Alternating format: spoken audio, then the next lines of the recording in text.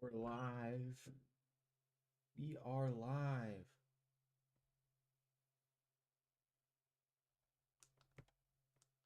Let's see here.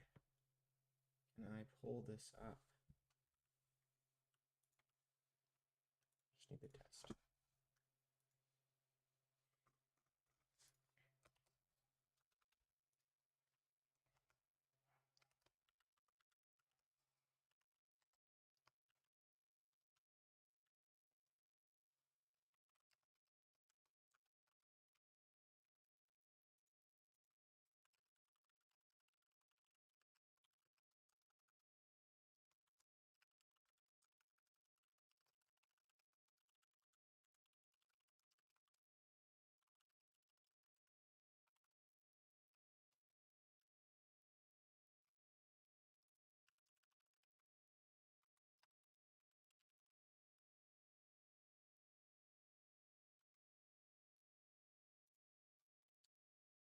We're gonna go ahead and test that. Let's see. Testing the audio real quick. Give me a moment. Testing, testing, testing. Hello. Hello, everyone. We are going to start working on some Project Squad. I am excited. Here we go. Today, I think we are gonna do some mechanical work. We're gonna be working on the loot mechanics and probably some UI for that. So yeah, that's what we're gonna be looking forward to. This should get by the end of the stream. I predict we should be about pretty much done with all the game mechanics, which will be pretty good. Um, Technically, the game will be mechanically done, and then it is all uphill from there. Um, then it'll be time for just polish and content. So that's going to be great. Um, Hello, Random Rock. It is time for some streaming. Let's take a look at the how the game's looking right now. Um, let's see. So I've been working on kind of the visuals. Hello, Tuvet. I've been working on the visuals so far, like yesterday, the last past 2 days, and I need some work. But um, hold on, give me a second.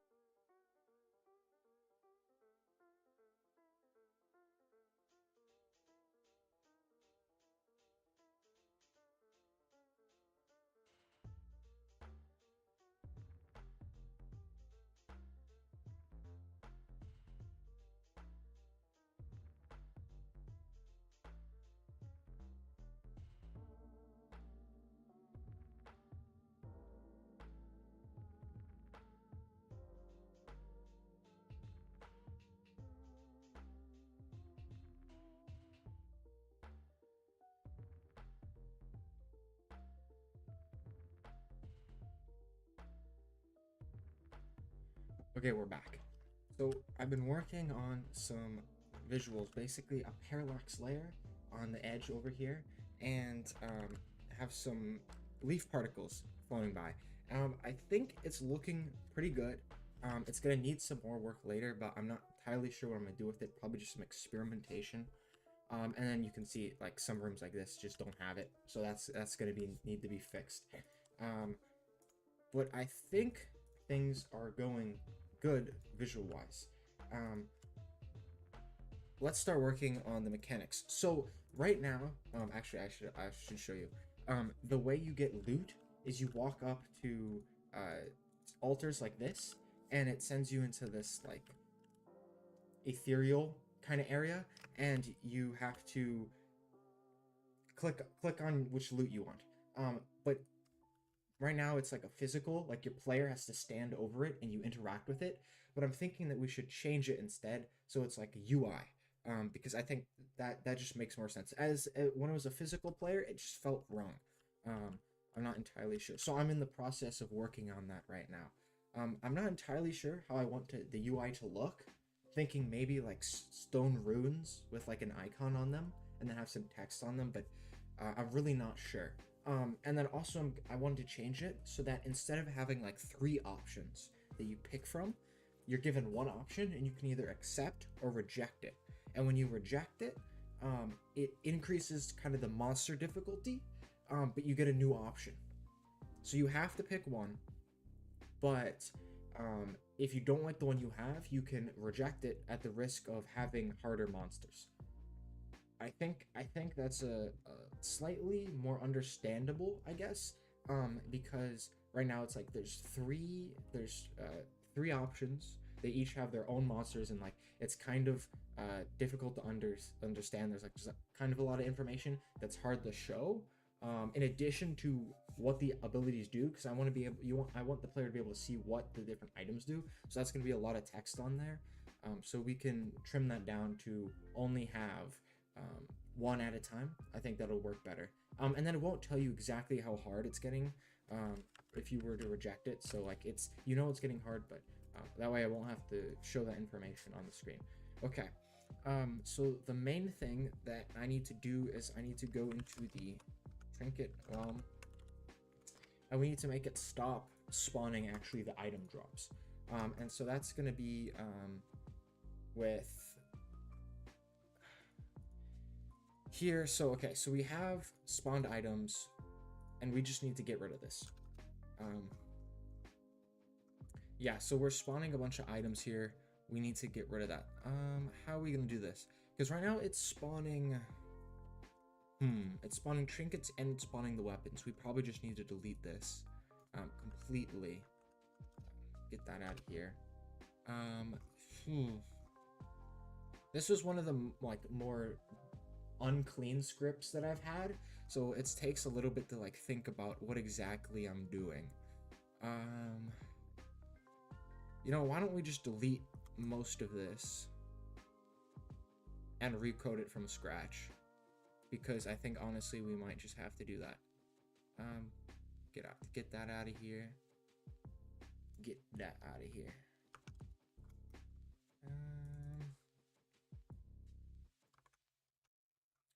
Okay. Enemies to spawn. Okay, let's just go ahead and delete all of this.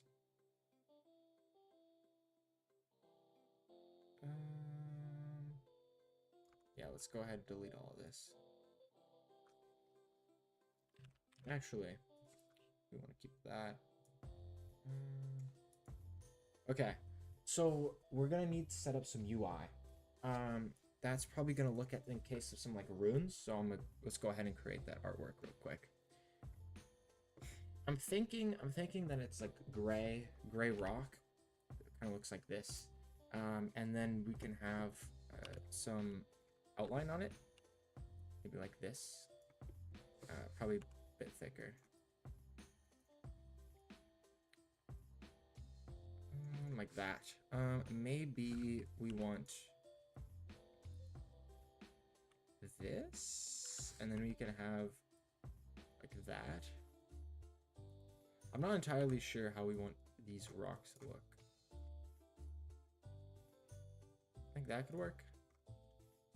Just for testing right now. And then we can have like, for example, the let's open up the trinket file. Trinkets. Here we go. So for example, we would have this right here. Oh, that's a bit big. Okay, interesting. And how are we gonna fit text in there?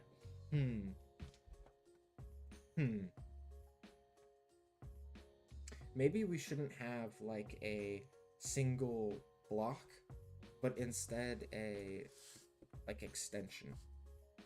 Like there's the trinket, and then we can have like text down here, like makes you fast.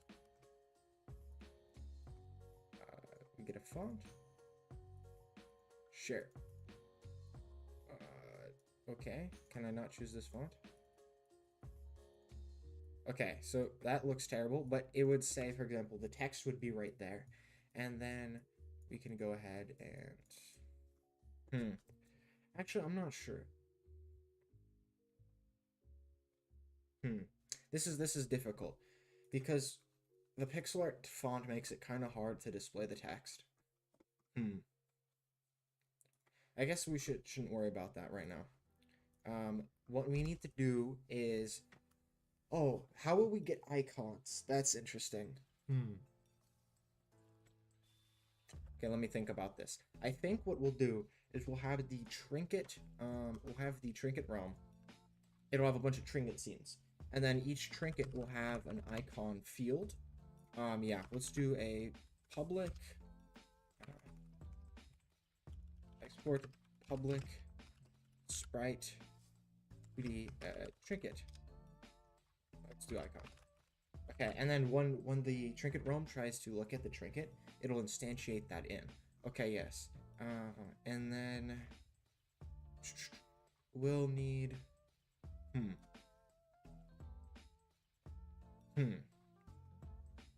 Yeah, this code is I mean I deleted most of it, but it's just I didn't program it very nicely. Okay, when we enter the trinket realm, we'll clear the enemies to spawn. Trinket background dot global position. What's that? Blah blah blah. Now we're sending out player enters. Okay, and then when a player enters,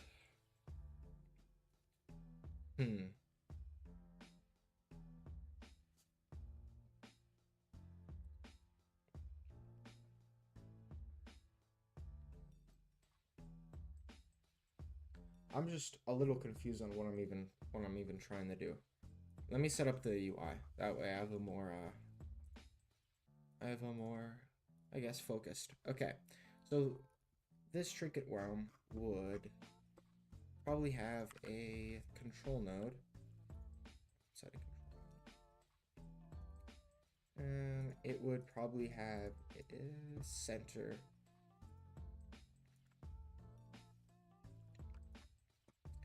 Yeah, I'm basically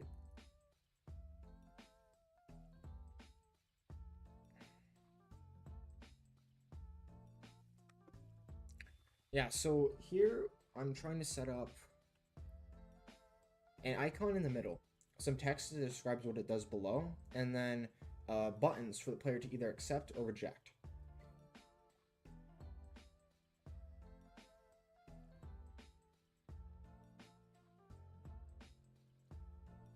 Okay, yeah, so we'll need a image here.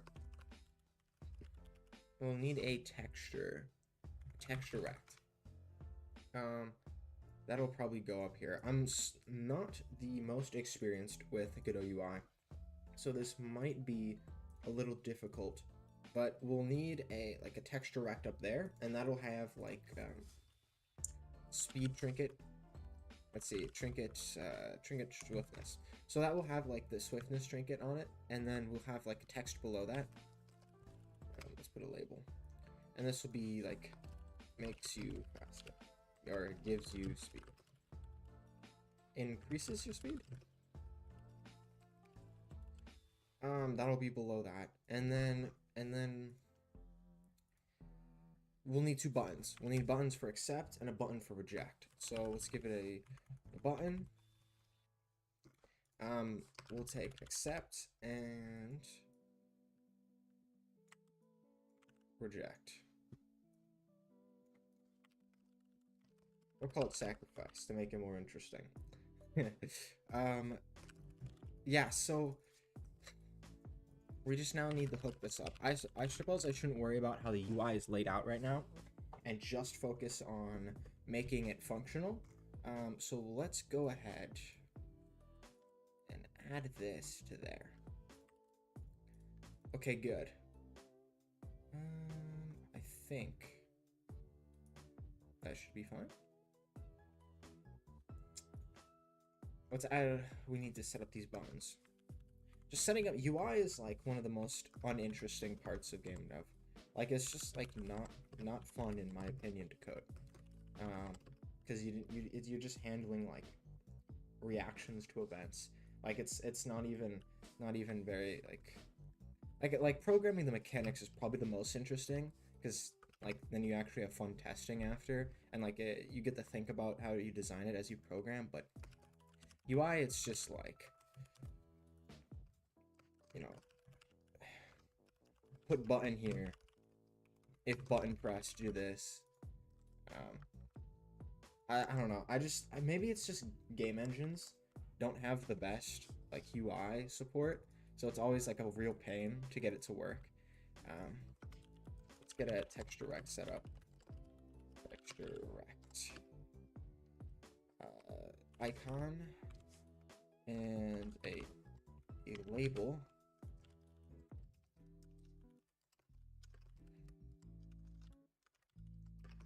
with a description. Okay, so when the player enters the trinket realm, we need to set up a special trinket. Or we need to set up like a get trinket or a new trinket. Load trinket? I don't know. I guess it doesn't matter what we call it for right now. Private void load chart. Let's do choose. And we'll just have when the player enters that, we'll just have to choose the trinket.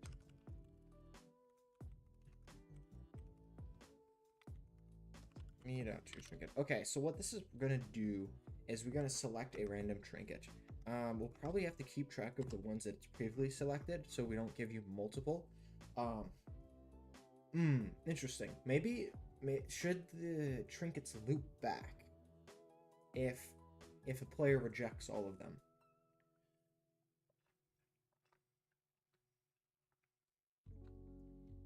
That's an interesting thought.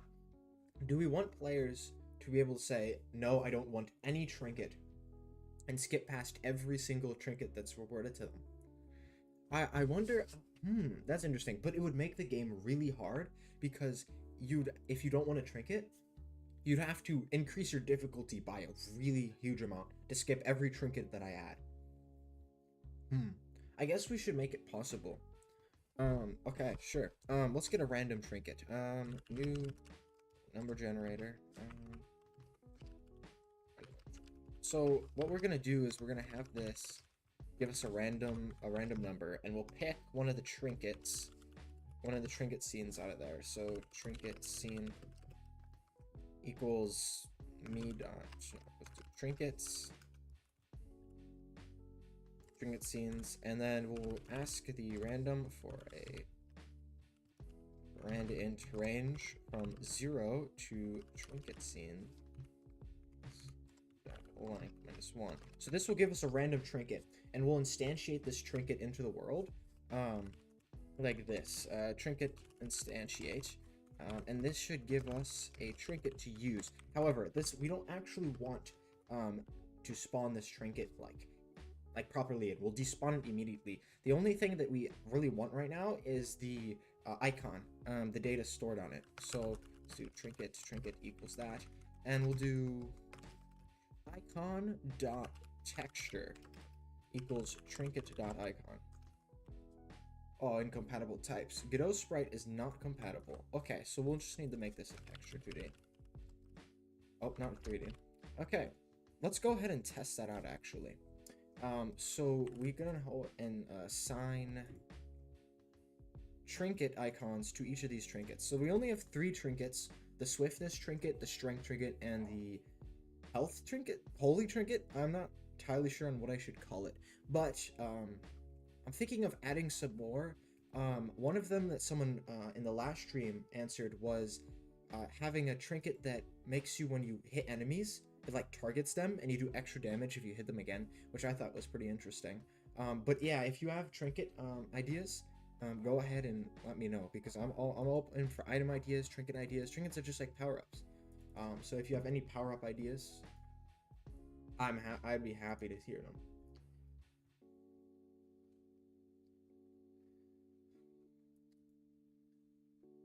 All right, Godot. Yeah, there we go. Okay, so this one's going to have strength trinket strength. Yep. Okay, swiftness. Load swiftness.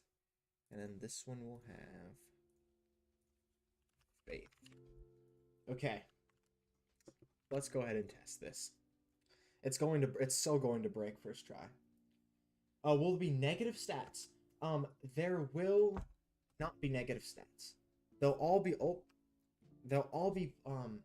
positive, like power-ups, like you want to pick them. You know, like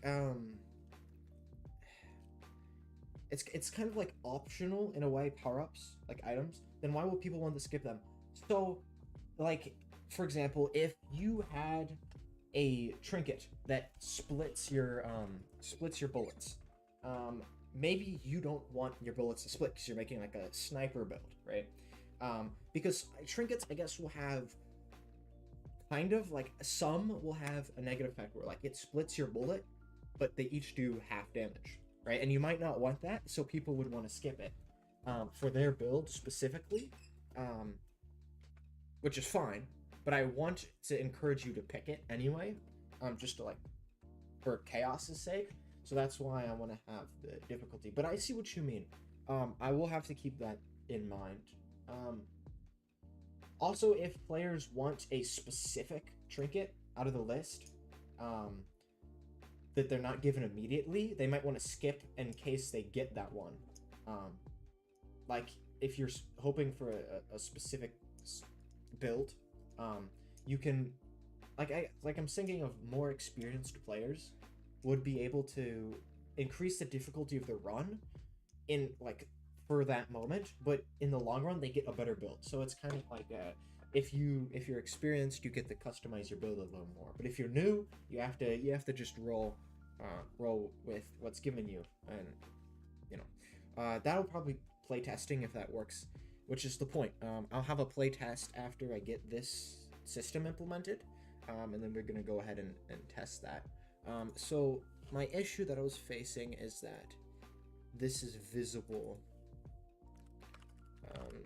Trinket UI.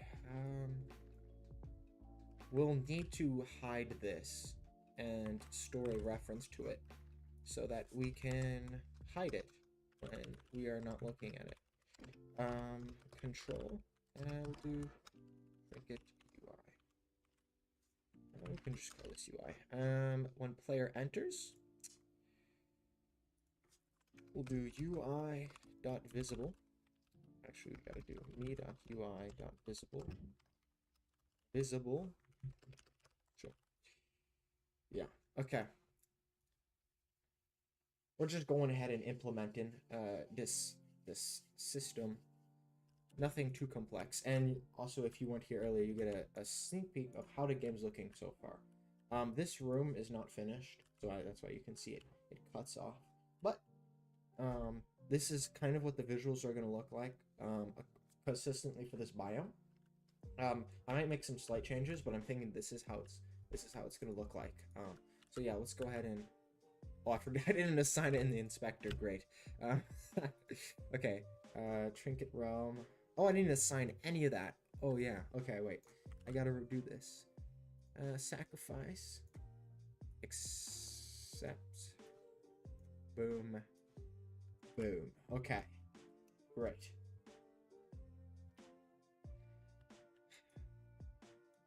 Let's see how this works. No, it didn't work. Of course it didn't work.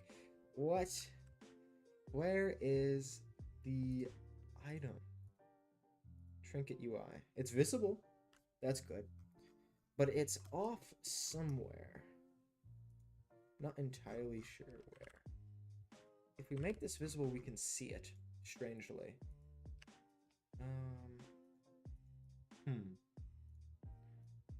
Maybe it's about anchors or something like that. I'm not sure. UI is so annoying. This is my least favorite part of the game. Building the UI. In fact, I've specifically designed the game to have as little UI as possible. Because it's just a pain. No one wants to do it. Let us bring these down.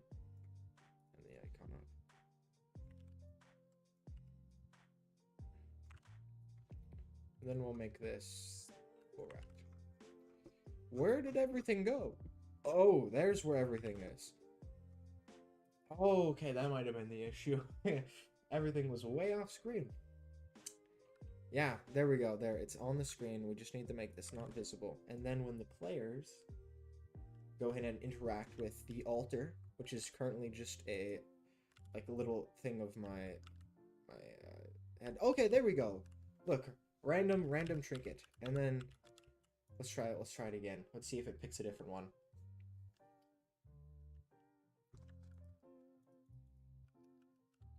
Okay, great. Wait, okay, awesome. It's working. Sweet. I feel like things always work faster when I'm streaming.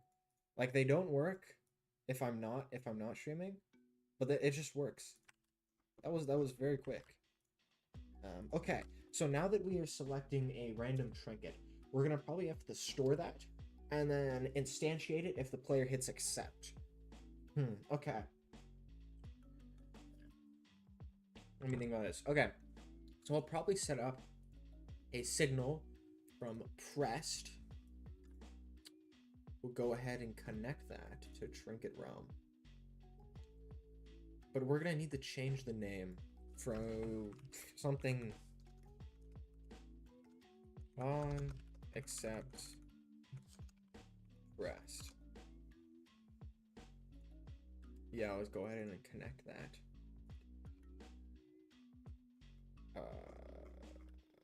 I don't even think it connected. What?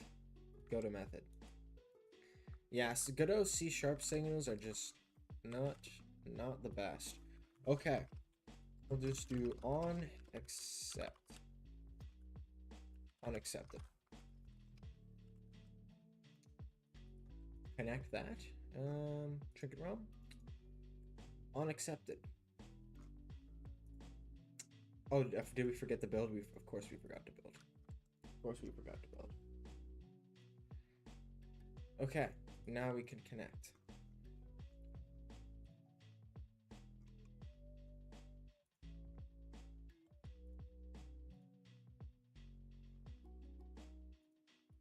No, it's still not. What am I doing wrong? Unaccepted. It's public void unaccepted.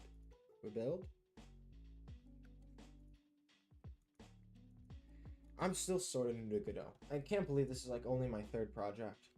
But I guess like once you do a little bit of game dev, it helps a lot to just, I guess, know like general concepts. There we go. There's unaccepted. Nice. Okay. Great. So what we'll just do is we'll do unaccepted. We'll tell the player to leave the Trinket Realm.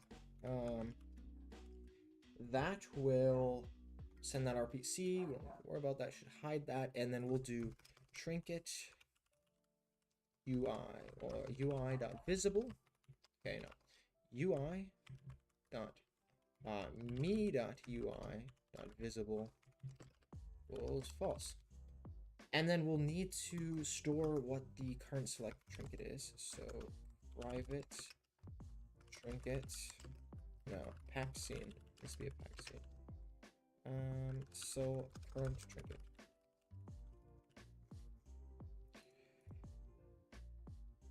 Packed scene. Okay, and then we'll do current trinket. This trinket scene, and then once we accept, that's we're gonna send an RPC from the server, from the client, over to the server, and that will contain what trinket they have selected, and then the server will instantiate that, tell it's instantiated on all the clients, and then equip it to the player. So it's a little bit complicated, but it should be doable. Okay. So let's go ahead and make an RPC for that. Let's go ahead and private void spawn trinket RPC. And it needs to take in a message because it's RPC. And then we'll do network point. I can spell correctly. Bounce RPC clients. Name of spawn trinket RPC, and then we're going to need to tell it that we want the trinket of that name, or maybe we should do an index. Let's just do an index. Let's do message dot, actually no, let's do a string. Message dot add string current trinket dot path, resource path. Okay. And then we can go ahead and we can do string trinket path equals message dot get string. Awesome. And we'll go ahead and we'll load the resource. So resource loader dot load. It's going to be a packed scene. And we'll go pass in the trinket path. And then packed scene trinket scene equals that. Then we can instantiate that into a trinket. So we'll do trinket equals trinket scene dot instantiate trinket. And then where should we add this? We should probably add this add child just to the trinket realm. And then we're going to need to call if. Okay, we'll do if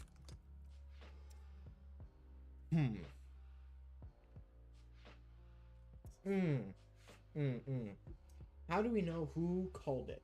That's interesting.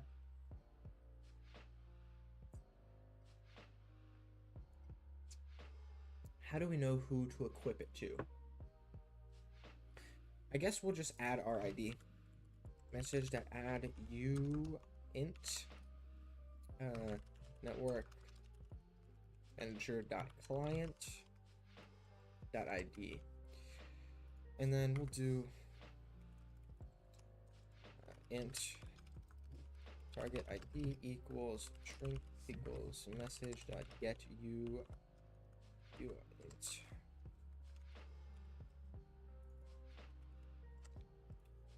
If target ID equals network manager dot local client dot ID. How about if it doesn't equal, we return, and then we're gonna go ahead and we'll do trinket dot equip to player, I believe, and then we'll do player dot local player.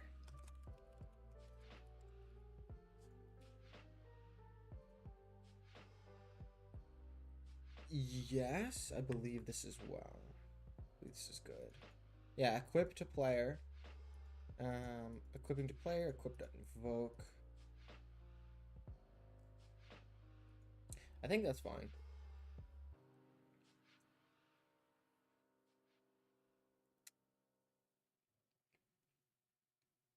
I'm trying to think if I'm forgetting anything. No, I think this is good.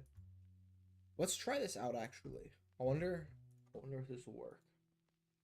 It feels kind of half-made, but we're gonna try it anyway. Oh, it's visible. We gotta make it not visible. Oh, Godot, gonna crash. Okay, good. Godot not gonna crash. Thankfully. Okay. We're gonna go ahead and accept. Oh, error. Of course, there's error. Let's see. Spawn trinket. Oh, we didn't add the trinket RPC. Okay, yeah, makes sense. Accept. What did I name this?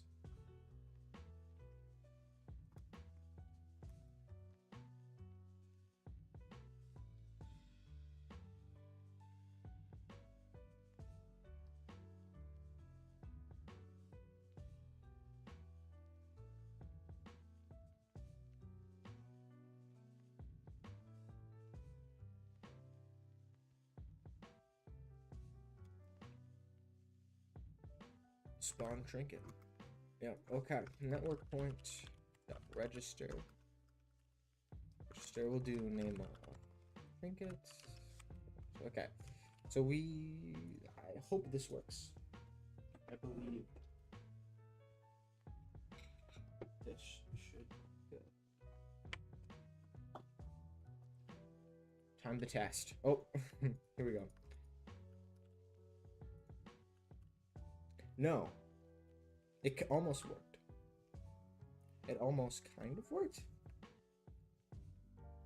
Okay, that's interesting. So it didn't have any errors, but it didn't equip it properly.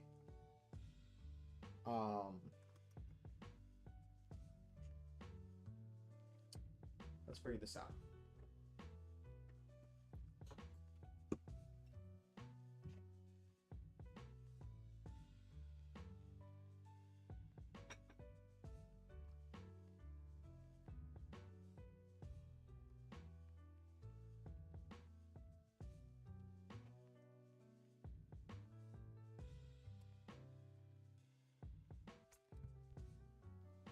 Hmm.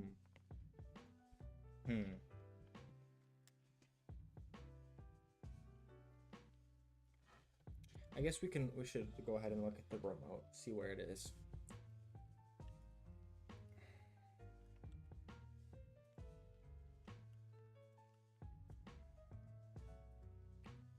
Okay, so the trinket is not there. Does the player have the trinket on? No, they don't. Oh no, here's the trinket. It should have equipped the player. Interesting. Okay. Weird.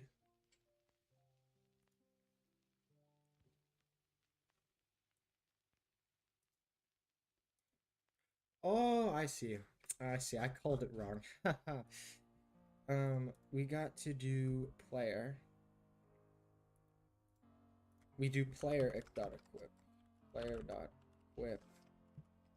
Player dot local player dot equip. Then we pass in the trinket. Yeah. Okay. Yeah, I need to change the naming of this. Oh, because it's gonna confuse me.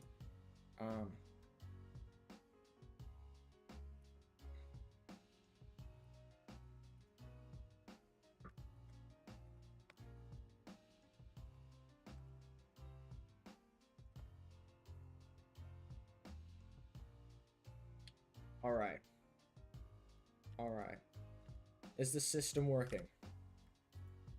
Hey, it works. Let's go. All right. Okay. Okay. Wait, that's awesome. Okay. Yes. Awesome. Yes. Okay. We are making progress. Now let's do on sacrificed.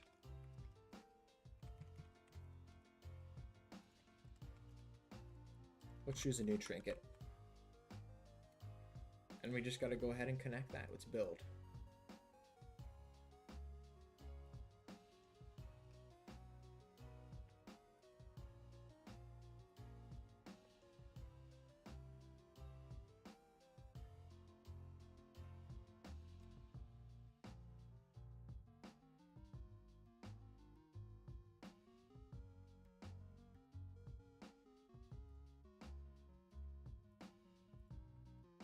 All right. All right. The system's already coming together. This is great.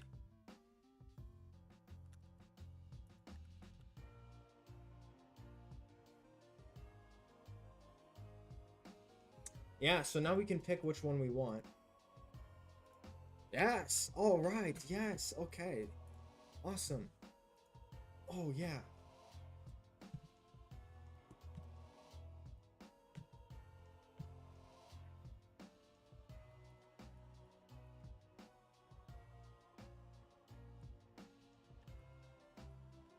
Oh, okay, okay. I'm excited. Sorry. So let's go ahead and we'll add a description to each of these trinkets. String. Let's go description. Let's go ahead. What should we? What should we? I mean, what? How should the wording? Hi, Zeth. It is. It is. It is stream time. Yeah, we're working on working on a new trinket system for how you collect loot. Um, I'm trying to add a description to the trinkets, but I don't know how I should word it. I'm thinking like, cause I don't want it to be like plain language, but I also don't want to be like overly like cryptic, like the gods bestow divine strength upon you or something like that. Um, we'll just do double damage for now. It's not that important. Flavor text, you know. Double damage increases speed, heals you and allies. I think that works. Okay, and we'll go ahead and set up. We gotta make it have the description. So when we choose a new trinket, we gotta do description. The text equals trinket dot description. All right, let's test this. Let's see if this works.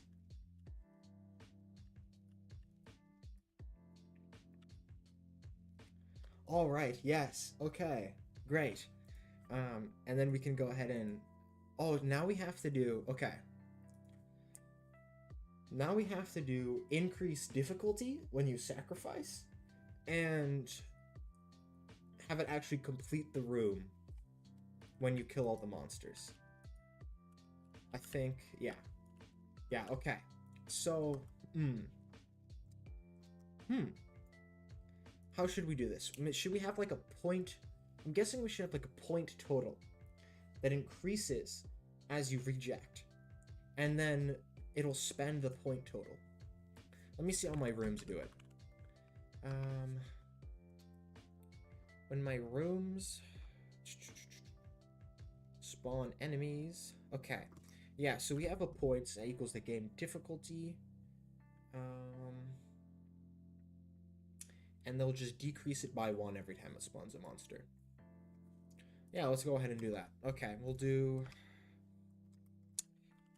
private int local difficulty. We'll start that at 0 when the player enters. Player enters local equals 0. And then when the player rejects, every time the player rejects by sacrificing their trinket, it should increase the local difficulty by like two monsters, do you think? Maybe instead it should double it. Like we should start at, oh, but then I feel like you could easily crash the game.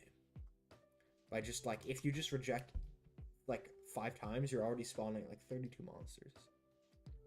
Maybe we have to put a cap on that. I don't know. Maybe we should start this. Let's start this at 1 and then we'll just double the difficulty. And let's make this a float too, just in case.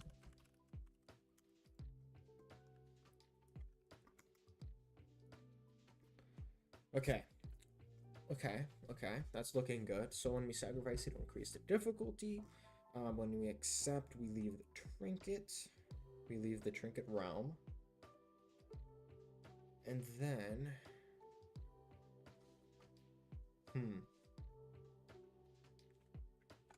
we need to spawn the monsters now. So when the players leave... oh, we should probably also send over the add float local difficulty.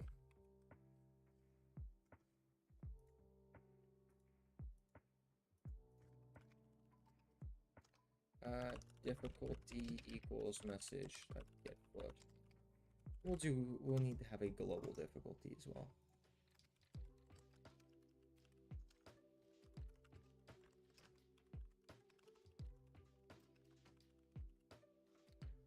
And the global difficulty will be 0 when we enter the trinket realm.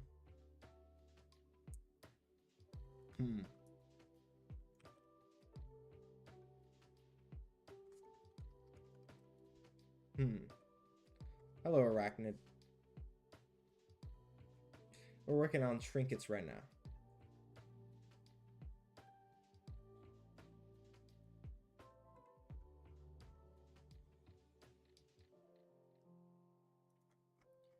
Okay. Okay, so we have a local difficulty. When we enter... Okay, let's rearrange these functions to make more sense logically. We enter the trinket realm. The player enters. We leave the trinket realm.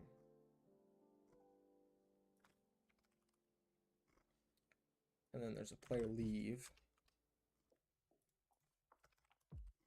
And then what you can choose, we need to spawn trinkets.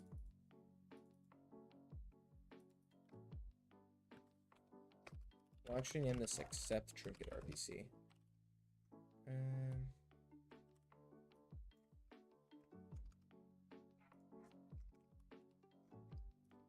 Okay. So when a player enters,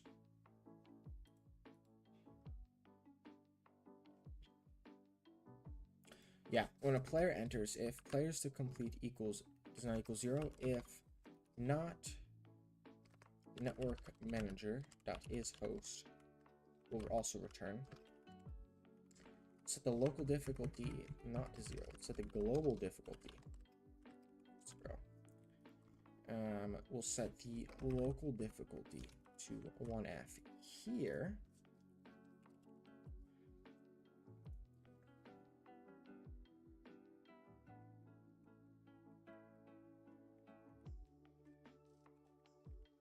Okay, yes. Let's get rid of enemies to spawn.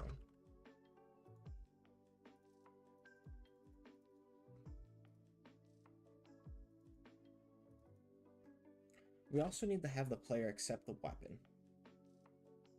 I didn't think about that. We'll get to that in a second. We'll just make sure the trinkets work. Maybe we'll have players actually choose a weapon at the beginning of the game anyway. I'll have to think about that actually. Because I'm not sure, when should the player receive the weapon? Or should their weapons change throughout the game? Because they're kind of building their build based on what weapon they have. And so maybe it's a bad idea to have the weapon switch out during one run.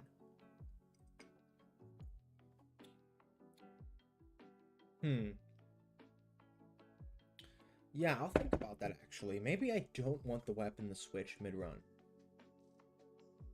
No, I do, because I want there to be upgrades to weapons. Yeah.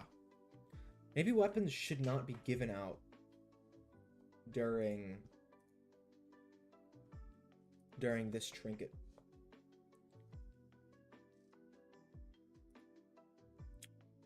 Oh, wow. Everything just broke. Okay. I think we're good. That was weird. My computer just bugged out. Okay. I think we're good. We're good. Okay. Yeah, okay. So, let's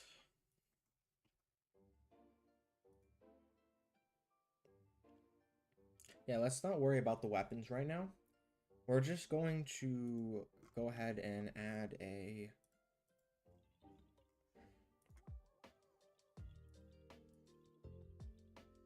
Let's just focus on spawning the enemies. Okay, so when the players leave the trinket realm, players equal 0, players not equal 0, blah blah blah. We will do 4.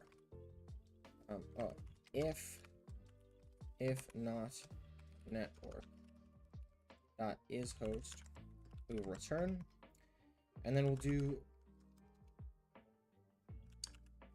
Let's go copy over this code. Wow.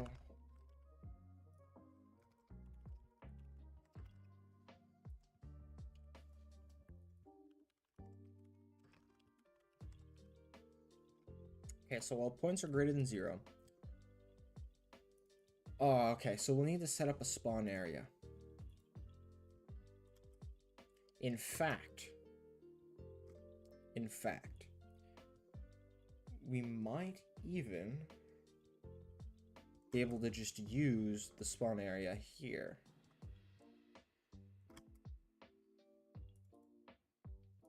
let's go ahead and we'll make that public.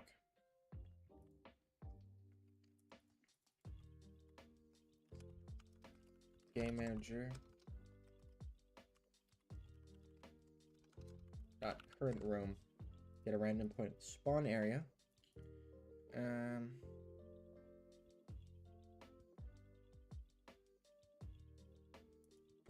so we'll have to make this public too.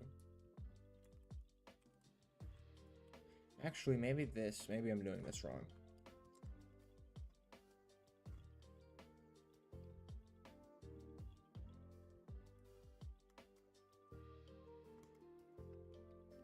Yeah, let's do this instead. Let's make spawn enemies take in a points thing.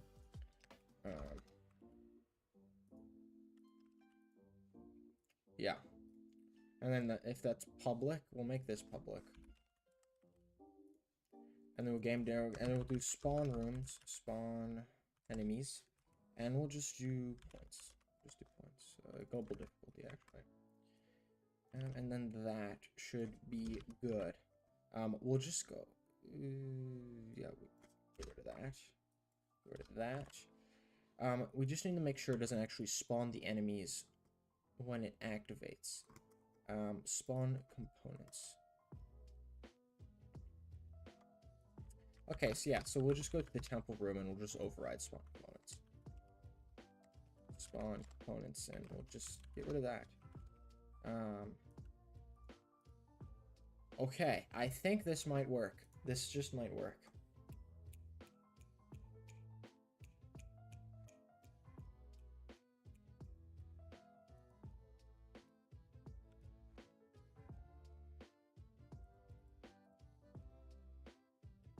It did not spawn any enemies. That's great.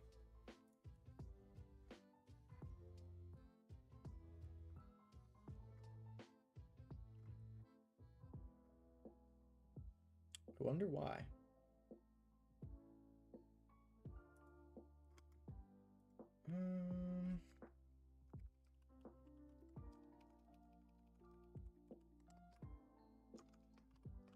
We'll just lock the global difficulty. That should be good.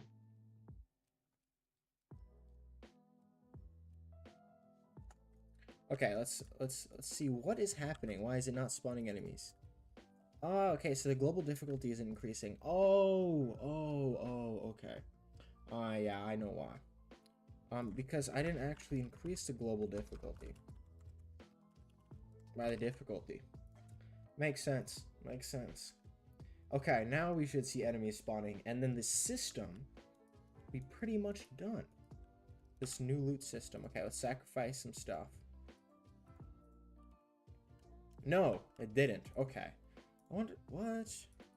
Okay. Let's go ahead and we'll print that difficulty then. Huh.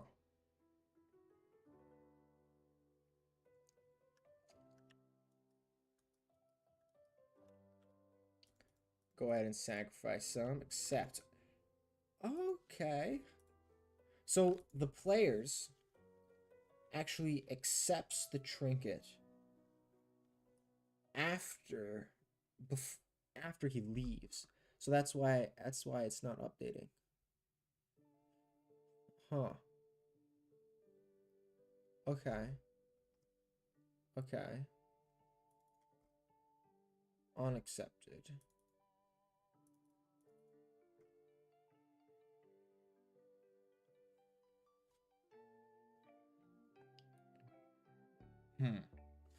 Maybe we need an increased difficulty RPC instead.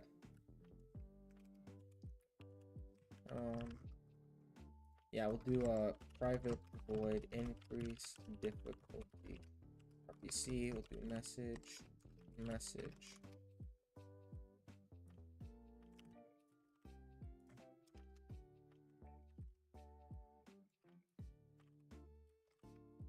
And we'll just send that to the server.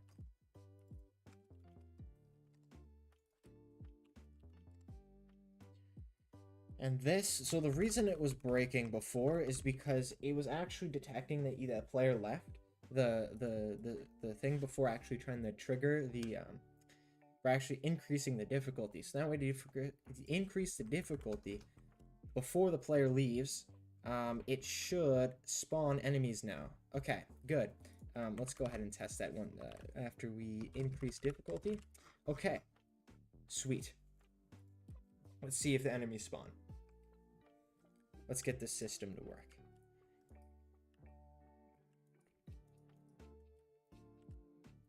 Sacrifice a little bit. Okay. It's better. You can see the difficulty is 16. But sadly, it did not spawn any monsters. Oh, probably because we don't have a spawn area. Oh, all these things that I'm forgetting. Okay. Rooms. Rooms. Temple. Yeah, we need a spawn area. Let's actually just copy one from the plane room. Spawn area. Temple. Boom. Spawn area. Put that. Okay. Yeah, I think. Oh, there's no enemy pool. Let's set up an enemy pool.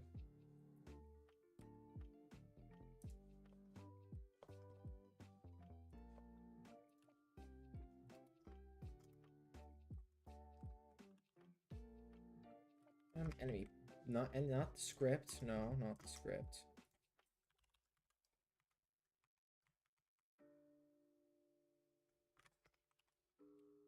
Now we should have monsters spawn.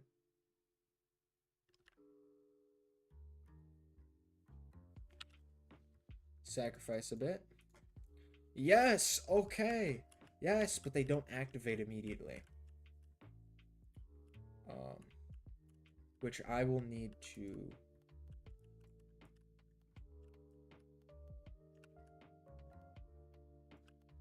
okay, yes. Okay, so we'll need to trigger the room to activate. We'll do... current room activate. And that should activate... Okay.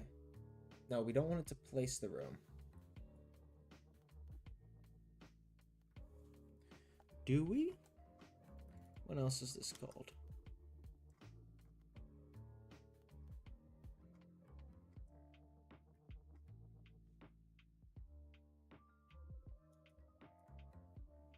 No.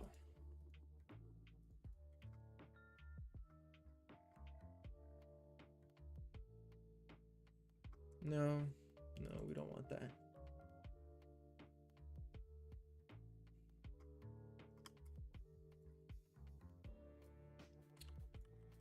We want to... Okay, public void activate enemies.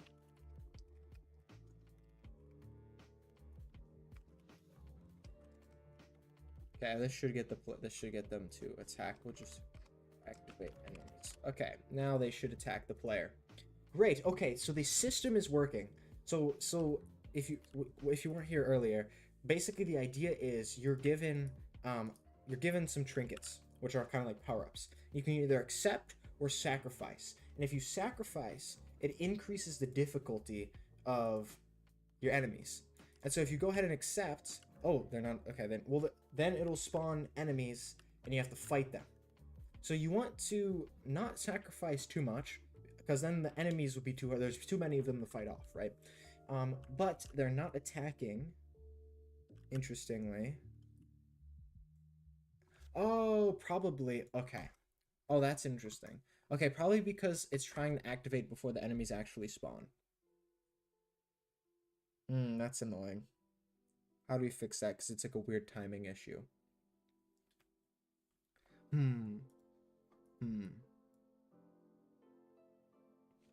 Okay. Ooh. Let me think about this. So, we'll need to spawn in the enemies. Detect when they have spawned in. And then activate them. Or, we can have the enemies spawn activated. Maybe? Maybe that'll work?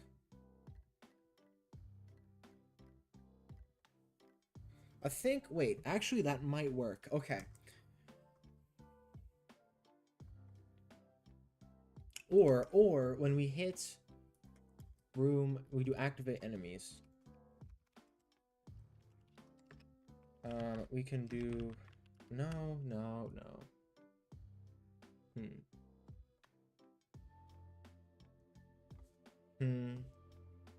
This is a tough one. Oh, what the? Okay. Well, that died. Um, hmm. Sorry, this is a tough problem.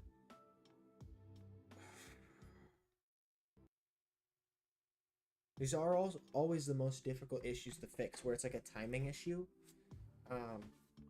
Did you break again?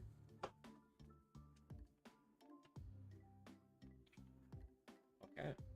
Looks like Visual Studio Code is acting up today, right when I'm trying to fix this problem. Okay, so I think here's what we do. We tell the enemies to activate as soon as they're spawned in. We make that one of the options. That way, as soon as they spawn in, they start attacking the player. I think that'll work. Whoa, okay. Wow.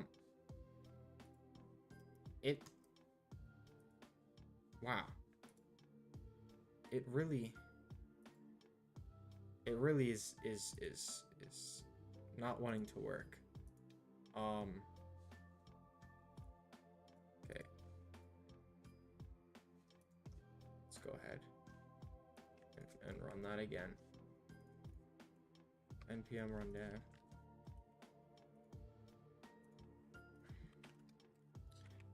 This is what controls my character, and it died because something is going on with my with VS Code right now. That is weird.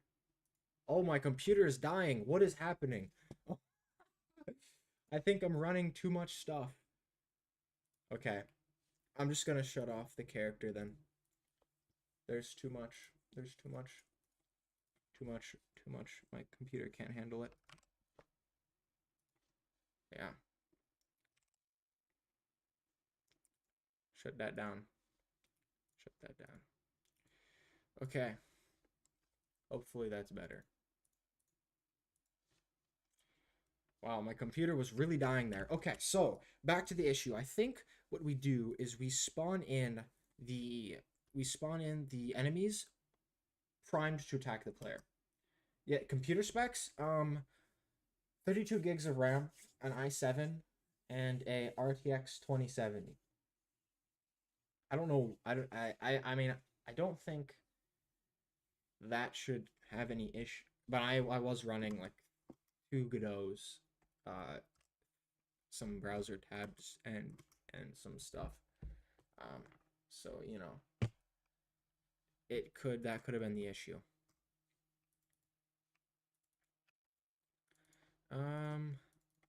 Spawn enemies. Yeah. So let's do a Boolean activated. We'll set this to false. We'll do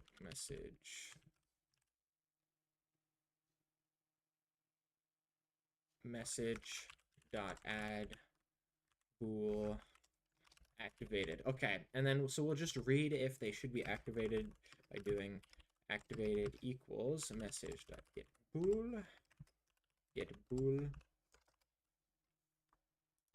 and then we'll do if activated enemy dot activate. Okay, and then we can get rid of that and pass in true here, and this should complete the system.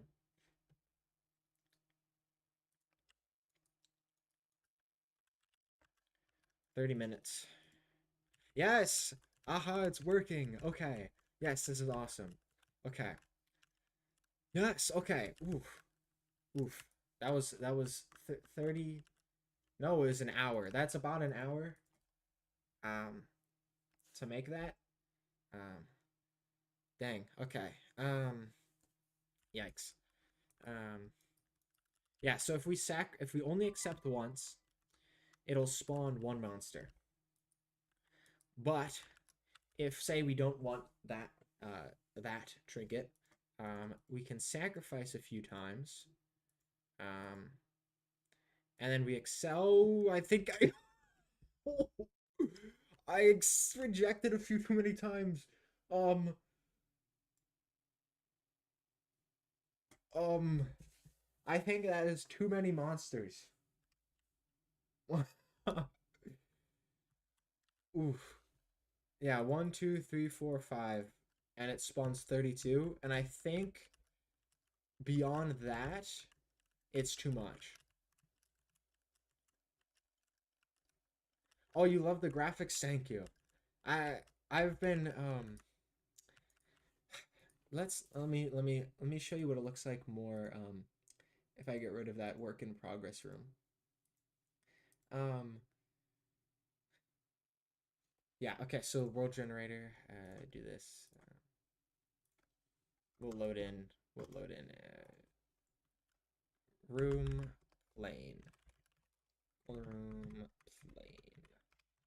Okay. Oh, right. Actually, wrong thing. Resources, room placers. Here we go. Okay, yeah. So recently I've worked on is the sacrifice spawning? Yes, it is. It is exponential right now, which is definitely presenting an issue. Um, I'll have to either have like a logarithmic fall off at the end, or have it not be exponential. Um, I don't know. I guess it'll come through playtesting. Um, cause like having like 128 enemies at once is just way too much. Maybe I cap how much you can sacrifice. Like if you sacrifice like more than 5 times, like it just ends it just like gives you nothing. Because or maybe um yeah, that's like really the only thing I can see. Um because we can't just have the player spawning infinite monsters and then crashing everyone's computer, you know. There definitely has to be a limit. But yeah, this is like I have rooms that turn, so it's not just straight up and down. I just haven't implemented the extended visuals for them. But this is kind of what it's gonna look like in gameplay. And then of course, not of course, because I haven't. You might not know this. Um, the game supports multiplayer. So if I just uncomment that line, yeah, the game is actually fully multiplayer as well. So you know, you get the fight fight all them with your friends too, which is great. This game was made to be played with your friends, and like you adventure out together, and it's like a roguelike with your friends, which is not too common. Um, most roguelikes are single player, so this should be fun to play with friends. I like I'm taking some inspiration from like Risk of Rain, um, which has multiplayer and it's a roguelike and it has some items. But this is like the 2D bullet hell, like kind of like Archvale if you ever played that. But I don't want it to be exactly like Archvale. Um, Slightly different enemy style flavor, I guess I should say. Okay, the point is we were working on the loot system, and it looks to be working. I should actually test that in multiplayer right now because we want to make sure that works. So we'll go ahead and we'll get rid of this. Close that. Close that. Okay. World generation. Unfortunately, we're gonna have to get rid of the room that looks nice. Sadly, for the sake of gameplay. Room placers. Okay. Are there bosses? Not. I don't have any bosses implemented yet, but I want to add bosses. Um, I think that it would be so cool to like face off against bosses like as a team. Like that would just be so cool. Um, but I don't have any boss designs yet. Um, I'll have to think of I'll have to think of some. Yeah, and so like here's if someone dies in a multiplayer, you can go ahead and they turn into like a little spirit, and you can go roll to bring them back. Um, so it's working in multiplayer. That's great. That's awesome. The system's actually working. Wow. I didn't even expect to get this far today. I'm at a loss of what to do next. I guess I should go ahead and implement the cap. Would it be nice to have like larger versions of base enemies? Yeah. It would be cool to have like a giant slime boss.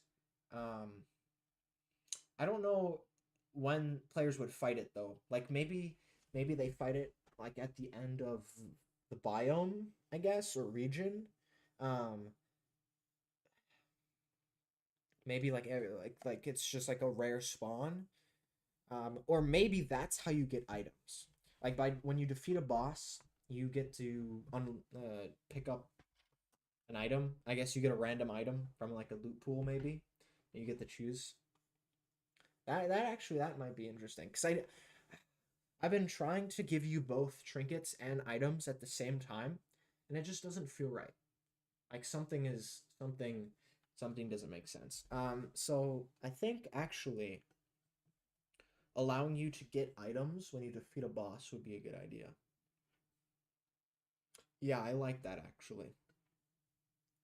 Which means I'm gonna have to implement a boss so that there's a way to get items, but that's okay. Um, that's good. I that because that's a like kind of a major part of the game would be bosses, and so I'll want to playtest that before the next build. And it shouldn't even take that long. It'll just be like a room that spawns one enemy that's like extra hard, and like has a health bar maybe. So yeah, I mean, it will require some new enemy behavior, but yeah, nothing, or maybe not. Maybe could just reuse the slime and just have like a really big damage area. You know, maybe that could work. The music stopped. Zelda music, please. All right. Okay, so let's add a cap. So I'm thinking that we go ahead and we say that if you reject too many times, you get nothing.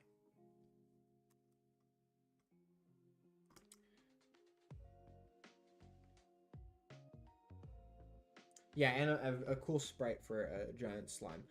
I have old sprites for slimes. Maybe I can reuse kind of the ideas. One of the ideas was one that like splits into smaller slimes. You know, that's always something to take a look at. Um, or like a giant cube. That would be kind of interesting.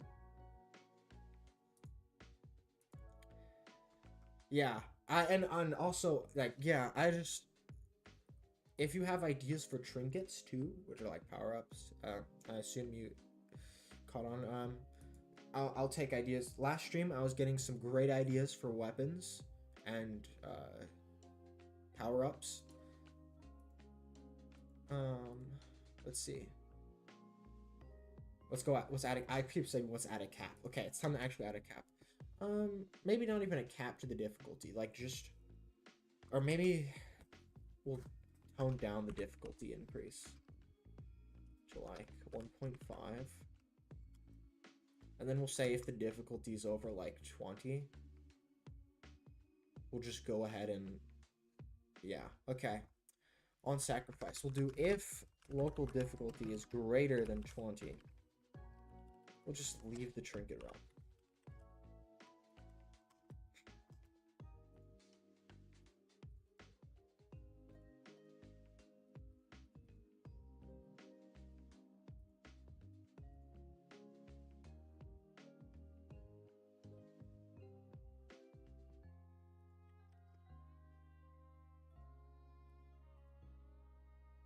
Yeah, but we'll still increase the difficulty if it's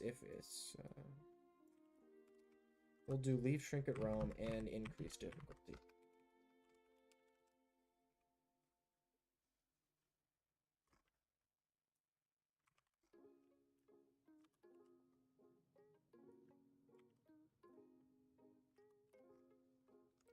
Yeah, we can just simplify this like that. Boom. Okay. So now we shouldn't have any crashes from spawning too many monsters like last time. Um, that was ridiculous. Okay, yeah, we have two clients right now. So if I go ahead and I interact and I sacrifice too many times, it goes away. It's like you sacrificing too much, you don't get anything. And then you face a horde of monsters. Oh my goodness. Oh my goodness. Oh, dodge. You know?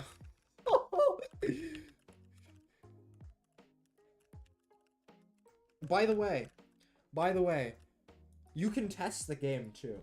It's on itch. You can test the game in its current state right now. And it has multiplayer. Um you just need to like port forward or use it like a thing like ngrok if you want people to connect. Um so, you know, most of them the only thing that's really changed is kind of so a little bit of the visuals and also working on I do have other games.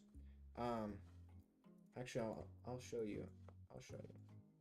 We can take a momentary pause.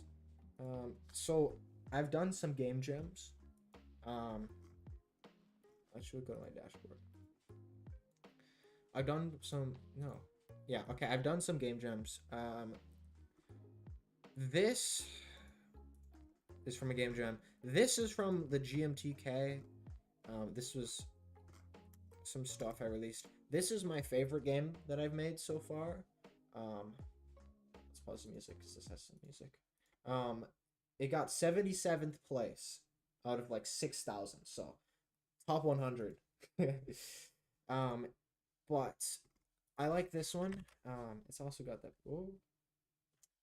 Okay, I guess it doesn't want to work in Firefox. We're going to be switching over to Google Chrome to run this.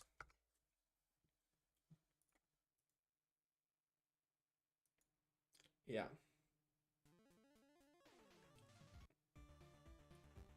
So what this did, so this the way this game works, and it's Fire Swap if you want to go look for it. The theme was roles reversed. So it's like a tower defense, right? Or it seems like a simple tower defense at first. Go ahead and place down some towers. You get points for every tower you place and every enemy you kill.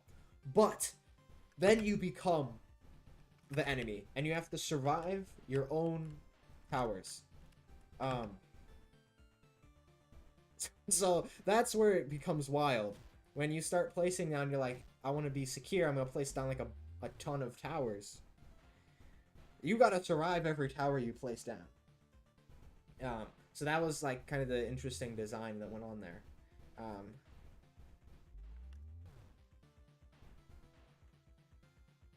yeah, and my friends, they got crazy high scores on this.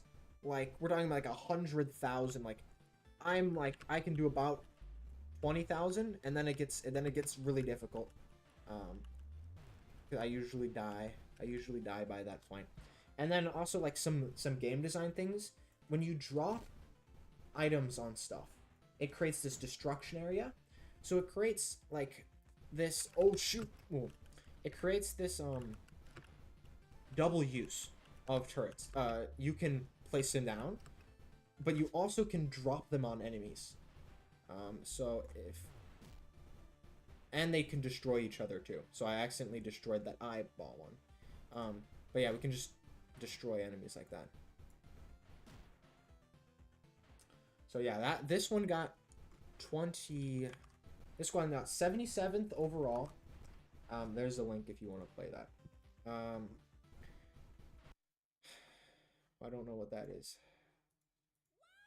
This was another one that I made for the WoWie Jam. Um, that was kind of like a puzzle game. and it's where you have like two halves. And you'll see you got to get to the golden one, but where the twist comes in is where they both have collision. So you can see I'm above nothing on the left, but I am on the right, so that's why I don't fall down. And then we got to jump over that because it's there. The interesting part comes when there's time travel. So if I go ahead and I run that, it'll rewind, so that character is now there. So this is the puzzle thing. So like now I can't go through that wall. So if I hide over here and then go and collect that, it's gonna rewind so that it's over there now and won't collide. So that's the puzzle. And then I've had some other smaller stuff. This was for a YouTube collaboration with Dampose. This was a game I made in 1 hour. This is a mobile game that I made with a friend. That's kind of like Geometry Dash if it was infinite. Synthadash, real original names, and I mean this isn't my best game, but it has some fun to it. Looks okay. It's like a earlier project. I don't even know how old this is. I don't even remember when this is also updated. Yeah, that's ridiculous. And then this was probably the only other game that's actually worth playing is this game, which it's like a survival game with physics, but you can break the blocks. So I'll just go ahead and show you.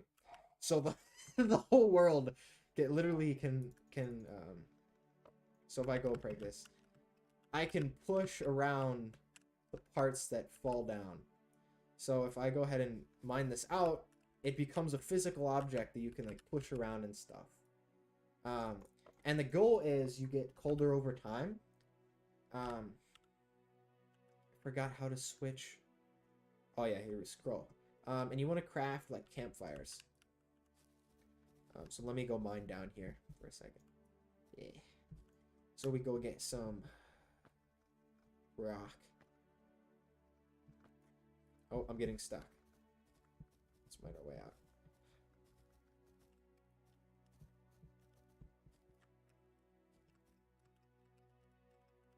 Oh, yeah. Oh, get out of here. Okay, so yeah, you craft like fires, and you go ahead and you build, and the fires keep you warm. So those are like my 4 games that are worth playing. I guess worth playing as in they have some amount of fun. But this game that I'm working on, the Project Squad, it's really fun when you play with friends. Like from our playtesting, I've had a lot of fun playing with it. Yeah, I think it's real fun. Now I am trying to make it. So, okay, one of the issues I've had is that it's made for friends, right? So, it's some of the items aren't designed for single player, and I'm trying to decide that if I should also kind of support single player as a game mode, because I know that there's people who want to play the game as single player, and I'm mostly playing the game as single player, testing it. So it'd be great if it's fun in its own way. But I don't know, because the game's purpose is multiplayer. So like, should I make the game most fun multiplayer or single player? Because if the game's not fun single player, people aren't going to want to play it multiplayer, right? So that's one of the dilemmas I'm facing. And just for fun, I'm going to equip the boomerang, actually. So I can show you what the boomerang looks like.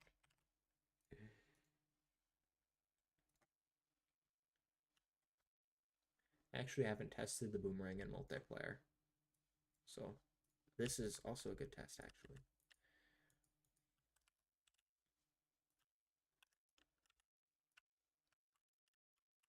Oh, it actually works. Wow. Okay. Kind of. That's great. Okay, back to progress. Back to progress.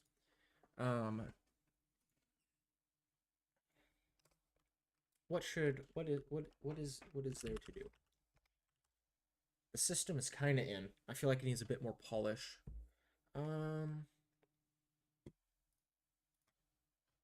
Hmm.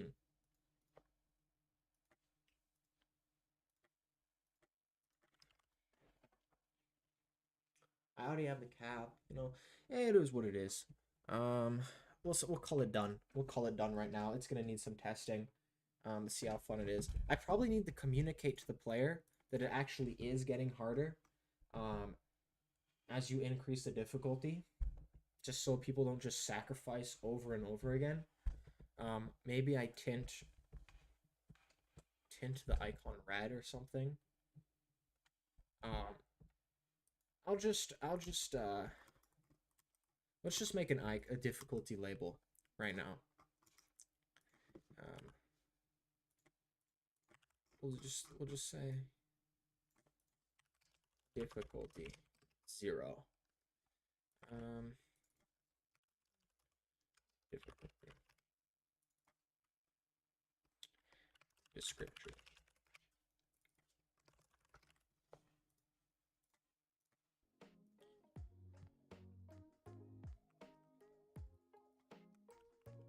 Difficulty label.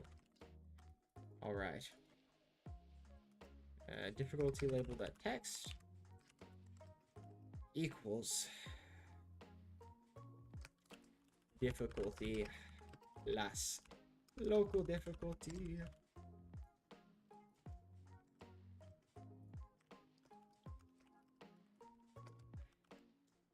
floor.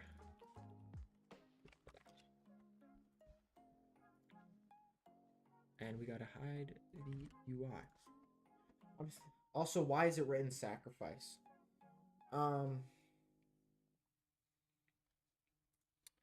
It is called sacrifice. I'm not sure. I need to think of a good word that means like ignore, but also like has kind of like a dangerous connotation to it. Because right, it increases your difficulty. And I was thinking sacrifice, kind of like you're sacrificing to make it more difficult. But I definitely could use a different word.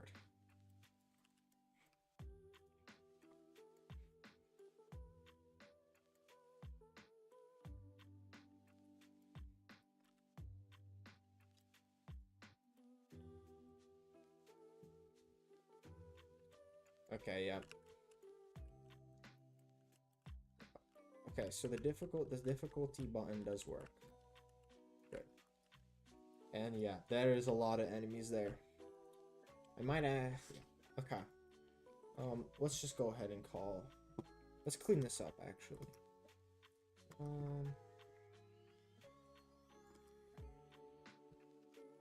We'll call this work in progress new trinket loot system.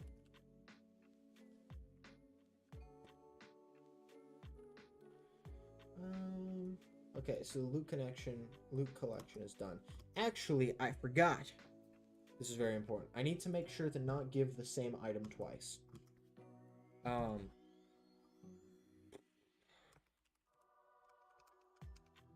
Or have a pool of items that ticks down.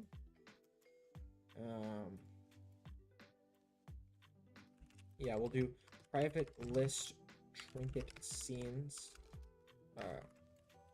Deck scene, we'll do trinket pool.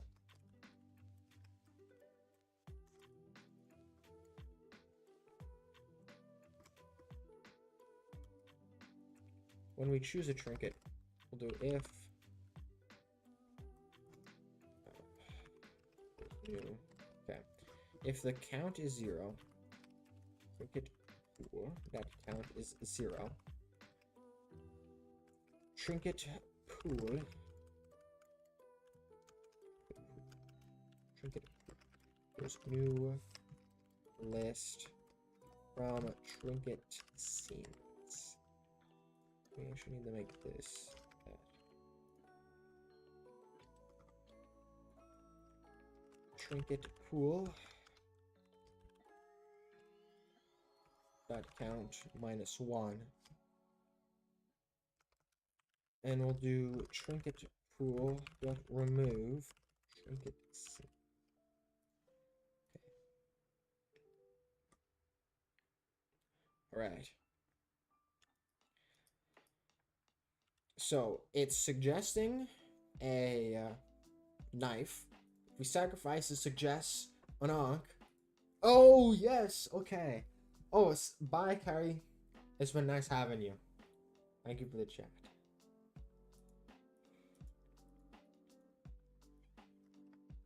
Thank you for watching. Yeah. Okay, it works great. When we can say trinket pool.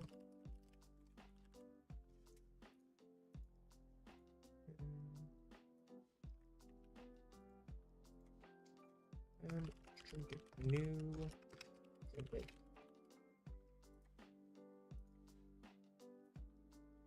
Alright, what is up next? Actually, I think it's time to add the visuals to all the other rooms, and then I think we'll be good for today.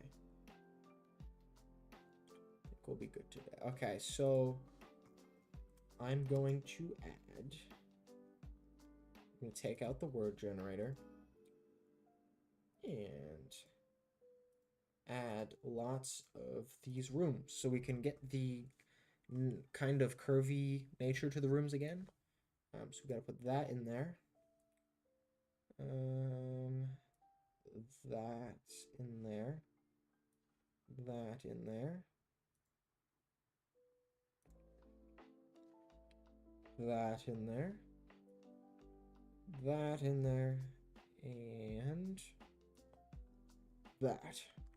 And I really do need to change when the temples spawn, because last time the balancing was completely broken.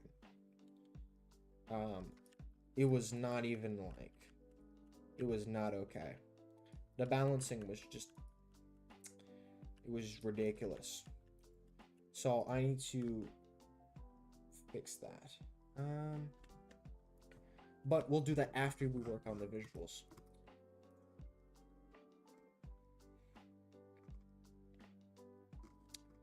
So if we go ahead and we open the room, so we got this border here with some border decorations. These curved ones are going to be a little bit difficult to do, but it shouldn't be too bad. This temple should be super easy. It doesn't have any decorations though.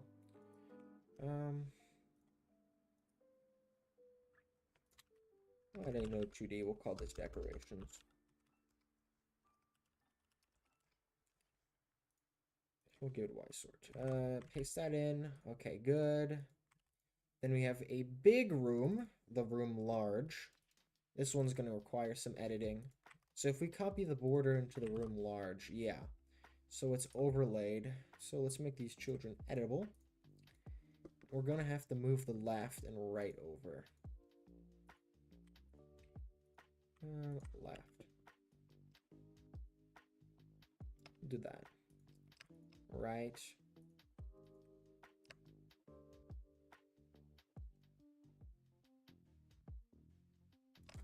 Okay, and then we'll probably need to extend the actual tile map.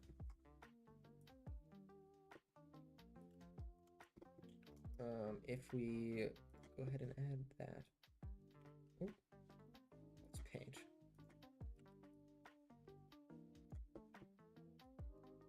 Like that.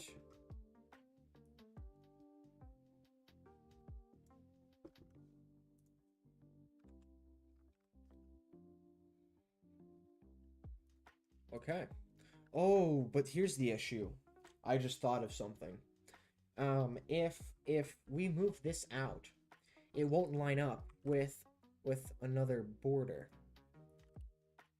For example, if we drag in the border here.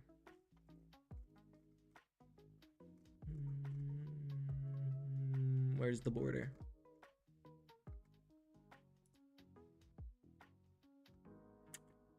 Where's the what? Huh?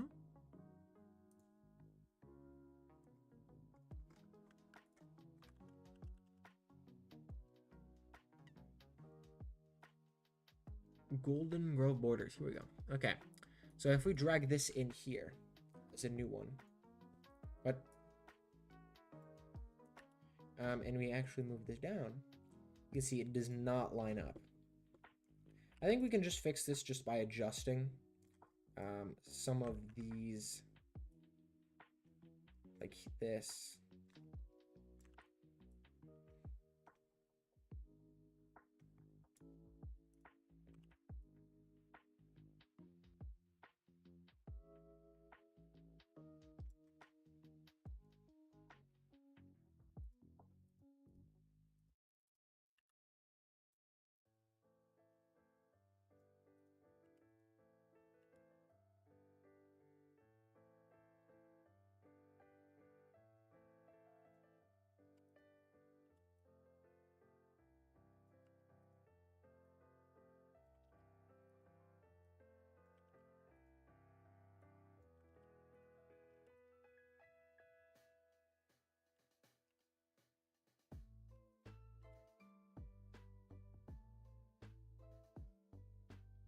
Okay, that does line up.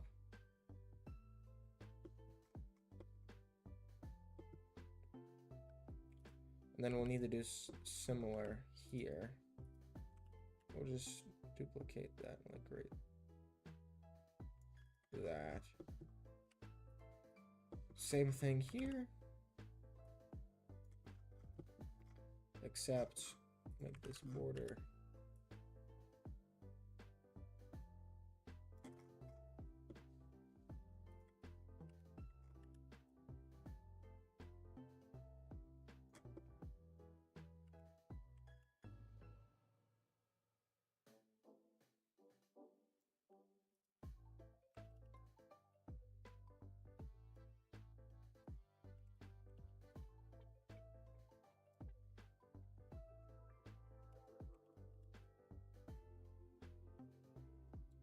Okay, let's see how this looks.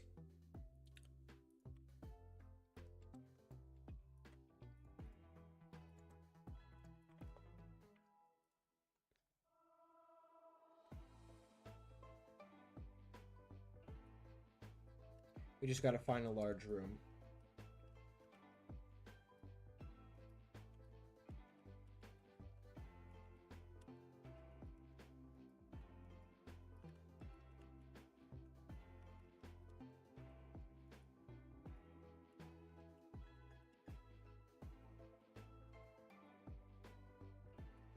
Alright, give me a large room here.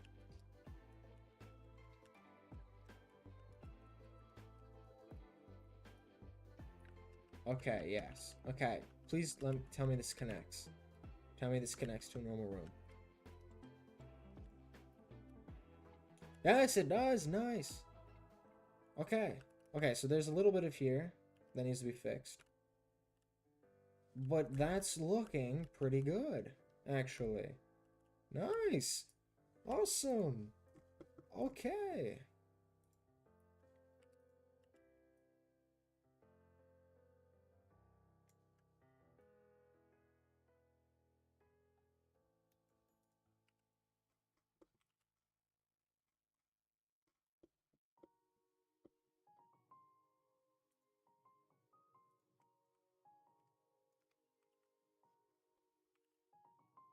That looks good. That looks good.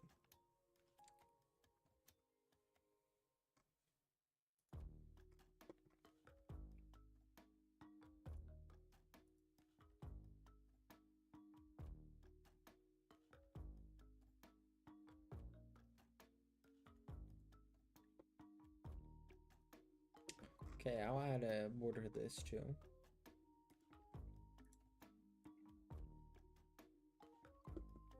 Yeah, so this is where things get interesting. So we have to...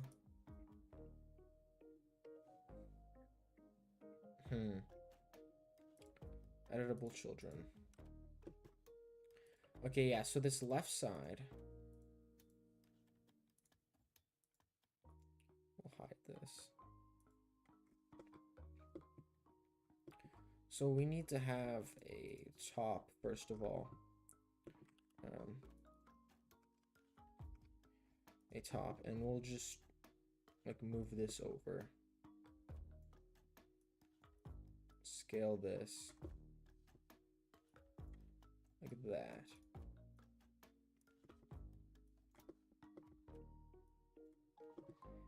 And then these here need to move here, and we'll just, oh, can we rotate this around the center? No, probably can't.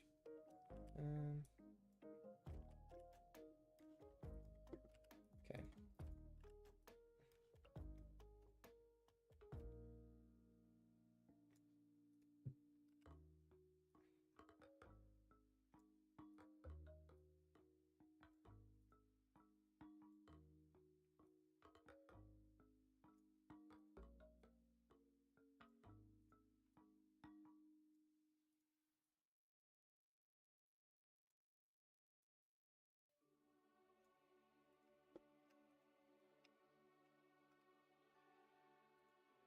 This is the parallax too. Oh, okay.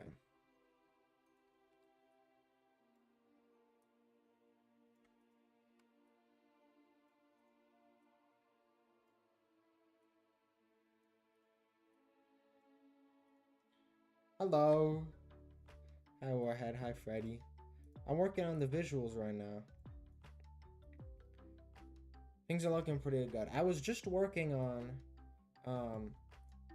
the new trinket system again. I redid it because I didn't like how it was, and so now you can either accept or sacrifice a trinket. But if you sacrifice the trinket, it spawns more enemies. So it's the same thing where when you choose a trinket, it increases the difficulty. But this time you get one option. If you sacrifice, it gives you a new option, but you've increased the difficulty. So similar idea, but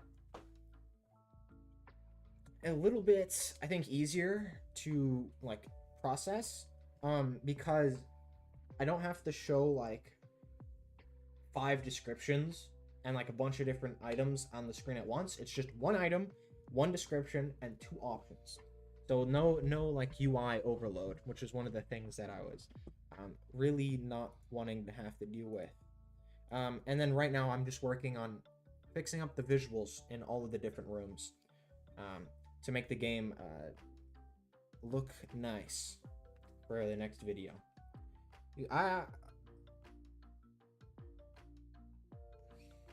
Freddy, you should see our Warhead's jigsaw system.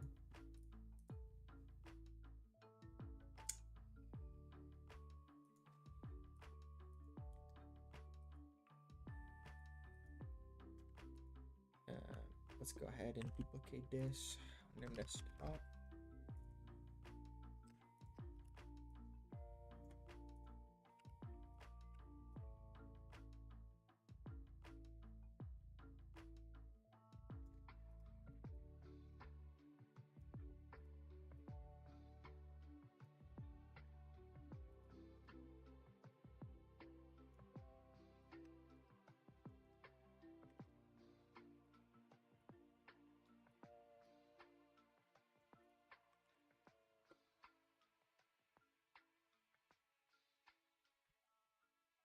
Okay, now we just have to do the left, which is not too much. We just got to get rid of this stuff. Let's hide the top here.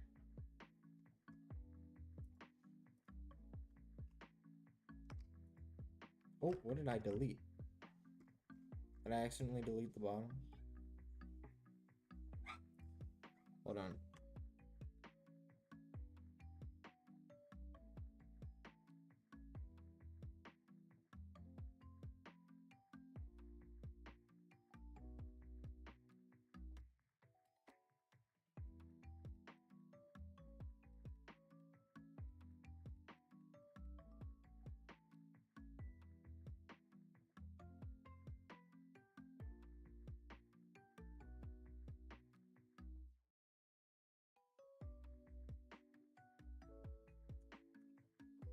Okay, I'm back.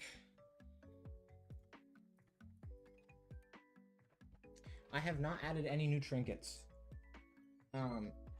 I've just been working on new items. Um, I showed you the new items. You saw the boomerang and the whip, and then I've also been working on the new system. I am planning on adding new trinkets, but I need some ideas. I already added the new weapons, so, and also I'm gonna add a boss before the next update, because I think that the way you get items is from boss drops. Because before, when you get them at the same time as trinkets, it did not make sense. So I don't know if you can see in the chat, but there was someone else who was suggesting like a slime boss, and I think I'm gonna use the cube. Remember the cube slime that from that old Project Squad version? Hi, Eternal. I've been working on working on the visuals, and I've also redid the loot system, how you get loot. So I'll show you that, guys, that in just a second. After I get this room working with its border. I guess I just gotta hide that. And then this one will show this, and this edge needs to come down here, and this needs to all be hidden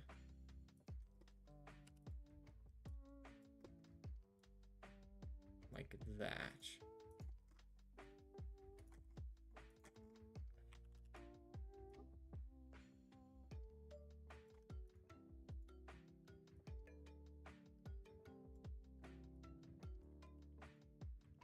We'll do this. Okay, I think this works. Time for test.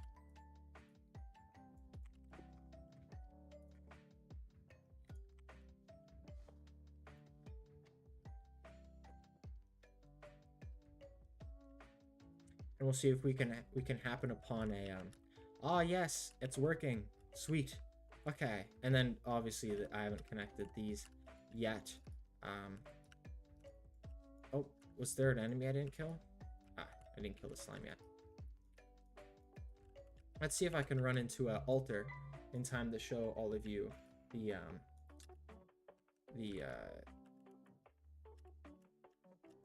new system. Okay, here we go. So the way the new system works is, it's all work in progress, of course, but you can accept or you can sacrifice the item. This is just testing right now. This is subject to change. You can either accept or sacrifice the item. If you accept, you get it, and it'll spawn a certain amount of monsters. Or if you don't like the item, you can sacrifice it, and it will increase the difficulty. At first, it doesn't particularly increase the difficulty, but the more you sacrifice it, the more it increases, until now it's 7 difficulty compared to 1, and that's about how many monsters it's going to spawn. 7 difficulty is about 7 monsters. So say, okay, I've landed on this item that I want, I can accept that, and it's going to spawn the monsters now, and I have to fight all of them before completing the room. And the difficulty stacks with other players. So if a bunch of players, if a lot of players like, I don't want a high difficulty, I'm just going to accept whatever I get, and then one person sacrifices a lot, it's still going to raise the difficulty because that player sacrificed a lot. So you got to use teamwork to figure out how much you want to fight and what items you want to get.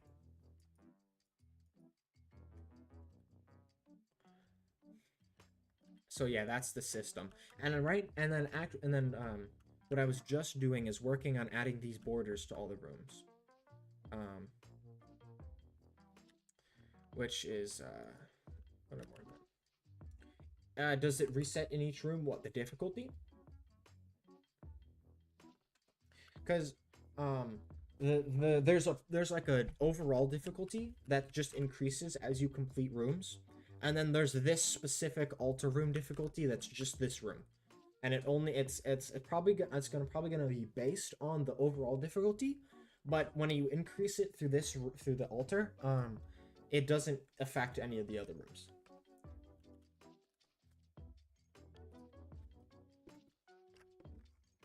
Yeah.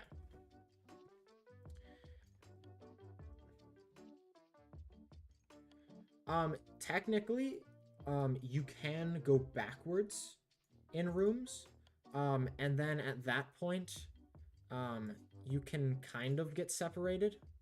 Um, it's like, um, if you just get really far behind, you could, and I'm gonna need to think of a solution for that. But you will only ever able to proceed at the same rate as everyone else, if that makes sense. Like you're not allowed to just run ahead through rooms. So yeah.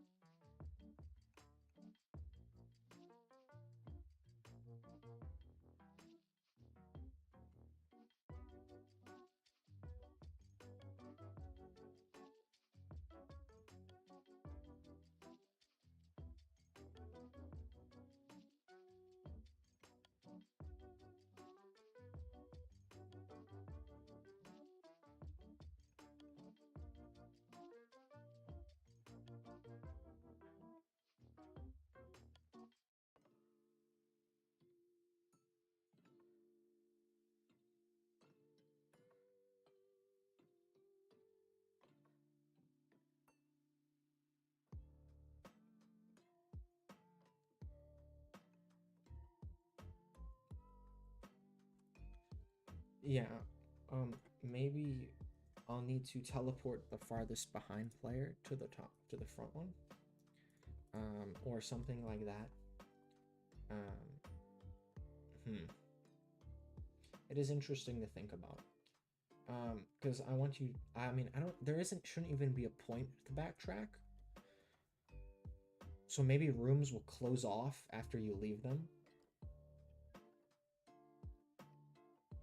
I'm not sure. Or maybe the room there like be some danger in the rooms that force you to move. Otherwise, you die. That's an idea. No. Why does the top not have any?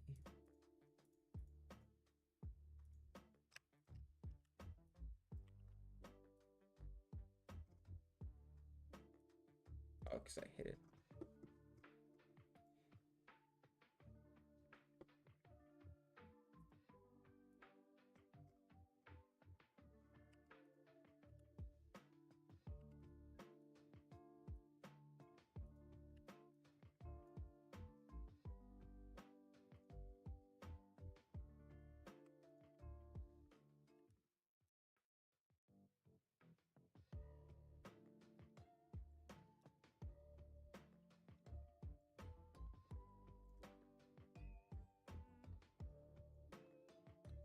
Yeah, yeah. The Crossy Road is a good example because, yeah. Hmm. I'm just not sure. I'm not sure what would be. I guess it'll just come with playtesting, right? Um, I'll figure it out with playtesting. Uh,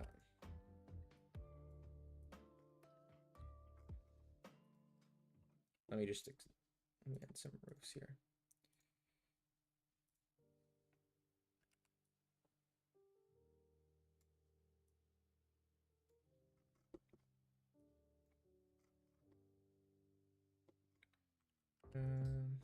Oops.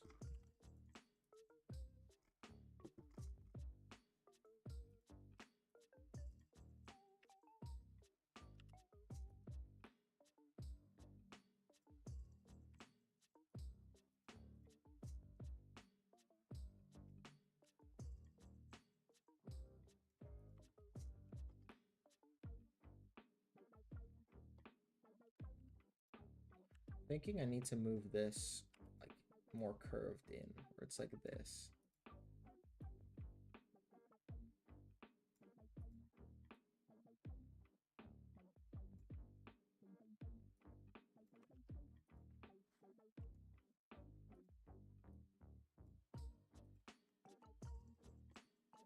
And then I'll probably need to duplicate this and make it smaller, cover up that hole.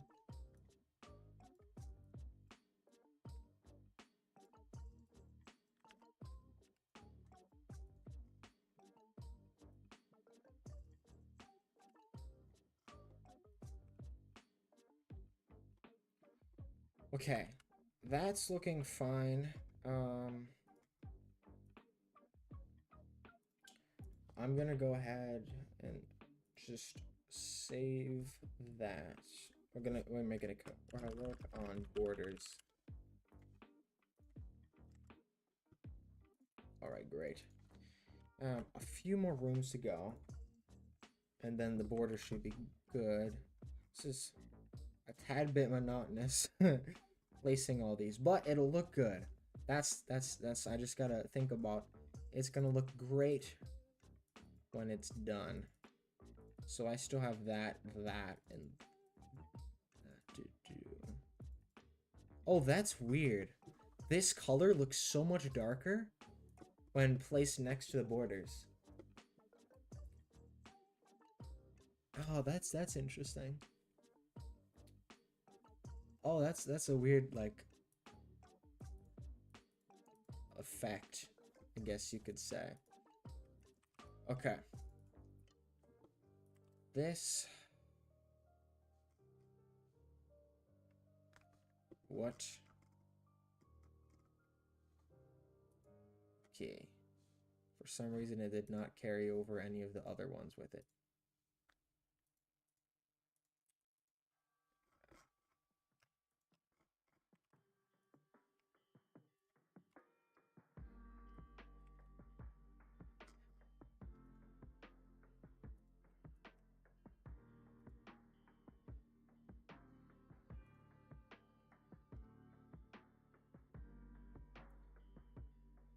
Yeah, okay. Sorry for the weird question. I did not share a computer with anyone, no.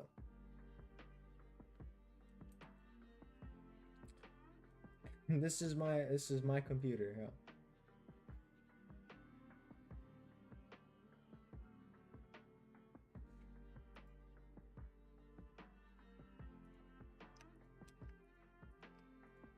I'm actually okay, so here I'm running into an issue where it's not letting me delete nodes of a child scene.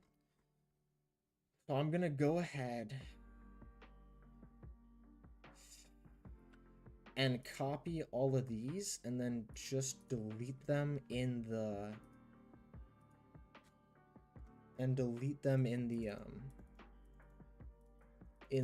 scene. I guess you could say prefab. One, two, do I have no, I do. Because it's getting a little bit hard to use.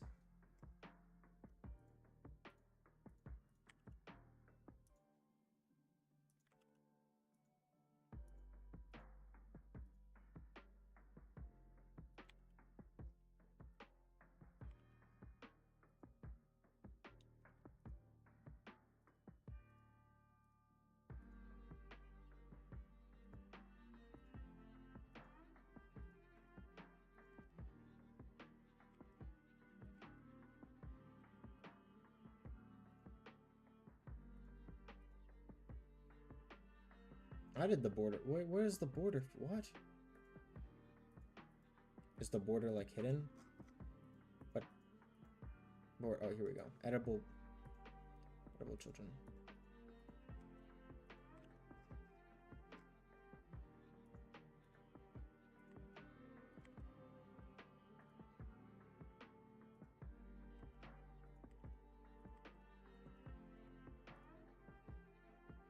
That doesn't have a border. This doesn't have a border. This doesn't have a border. This does have a border. The stream volume is pretty low. Like the music or the voice?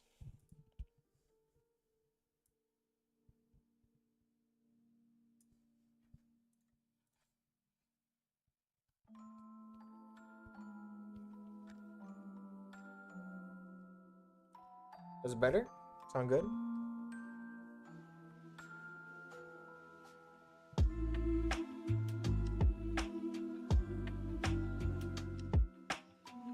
Alright, you're welcome.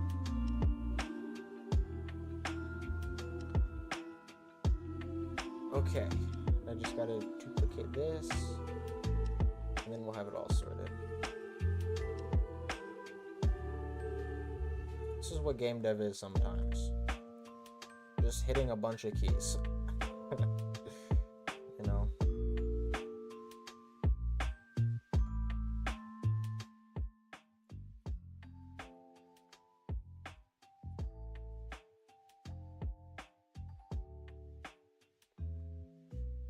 How's that on the music? That's good, okay. Great.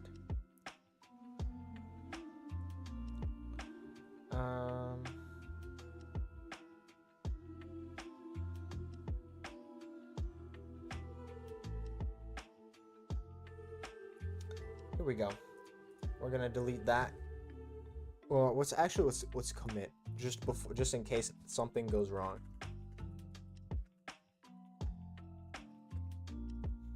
Don't want to lose the progress.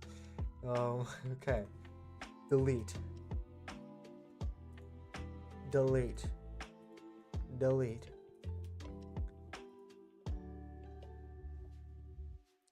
Okay, good. Yes, that worked. Nice. Okay. That should be fine. That's fine. We're gonna use that. There we go. And what we can do is we can just copy these over. I think.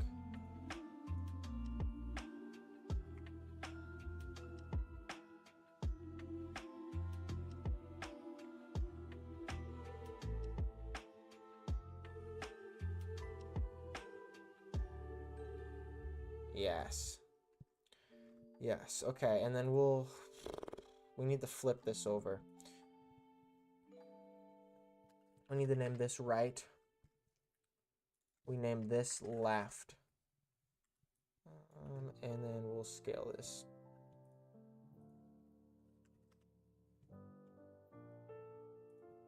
No, make this +1.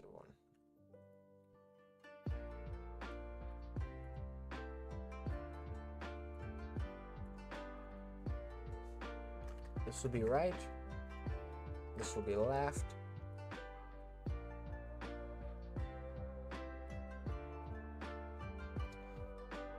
Sometimes I would write. I guess I like.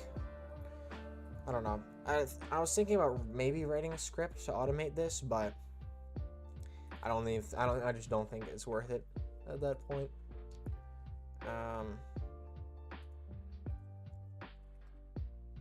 Oh, it's just like it's not too much work.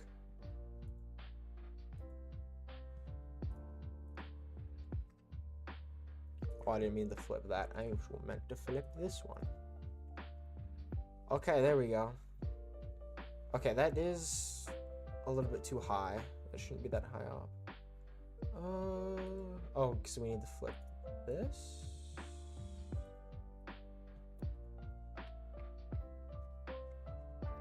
Yeah, let's flip.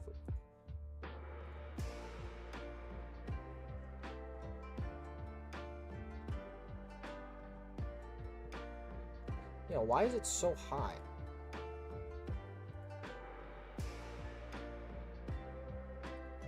That's weird.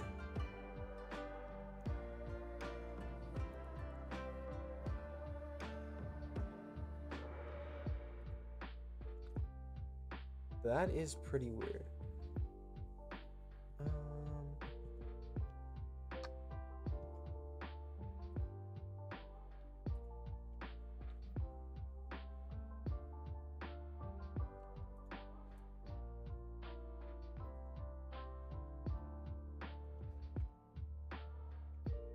it's 64 down from the exit. So this should be 64 down from this exit. It's not. Oh wait, that's the wrong room. 64 down from this exit. Yeah, it's not. There we go. That's better. This room is just short, I guess. That makes sense. It is shorter right here. Probably could get rid of that then, but it's okay. Doesn't matter. Okay, now I need to do the sideways room. No, I need to do these rooms. Oh, this is aggravating, but we'll get through it.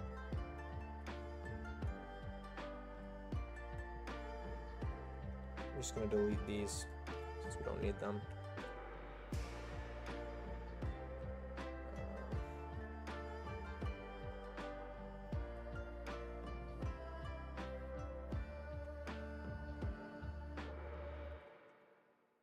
Actually, on this one, I think we should put in the normal border and edit it.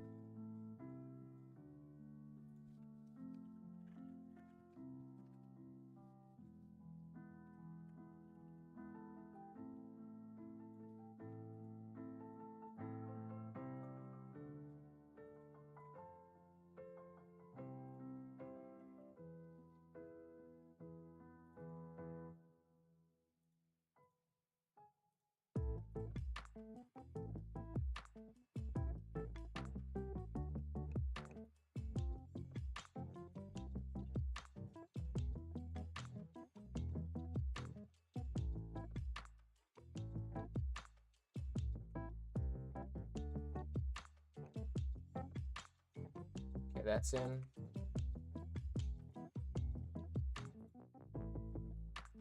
That's in. Oh, what the? Whoa, okay. This is way off center.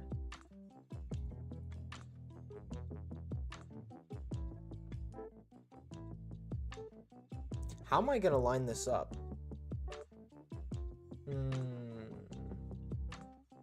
Look at what the heck is going on here.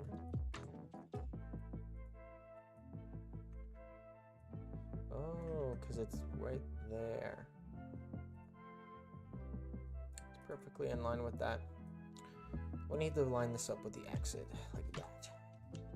There we go.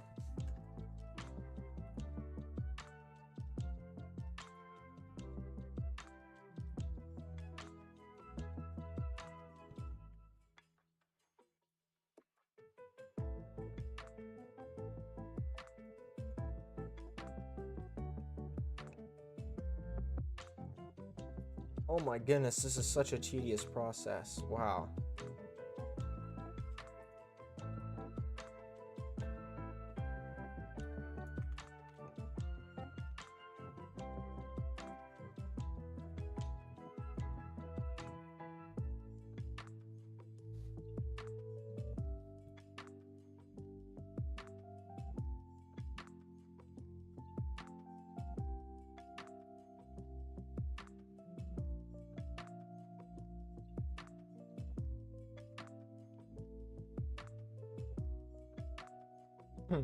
You think someone has already made a tool for this?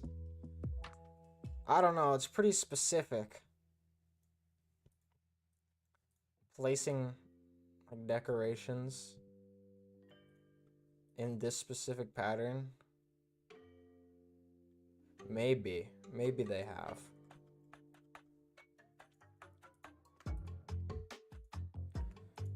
I don't know.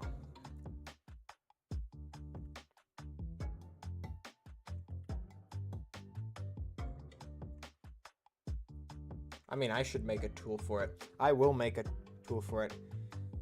Clouds, like, yeah, I guess, yeah. That would make sense.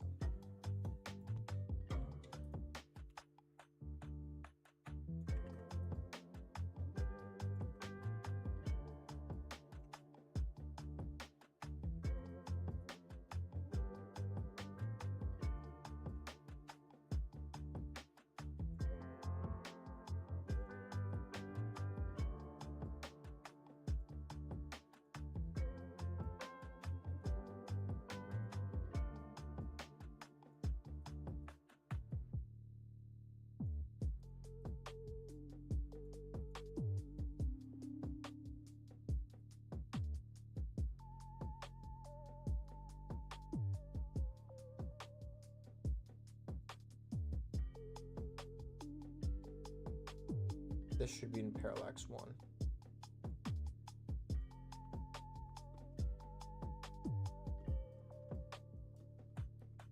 Do we just hope this lines up?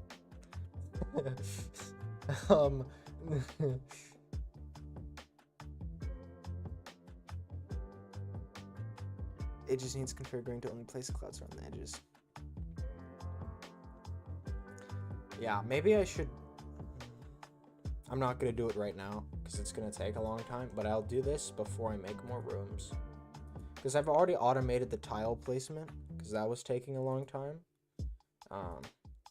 I'll show you. In the large room. Do any of these? I don't think any of these even have the tool in them. Interesting. Okay, well in the large room, if I draw walls like in a block here, like that, you can see it's just red, but then when I hit the keybind, it goes ahead and fills in the roof and everything, which is great.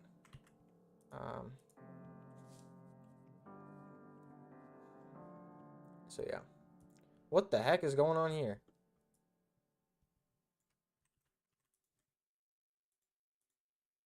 What the heck is going on? What the heck?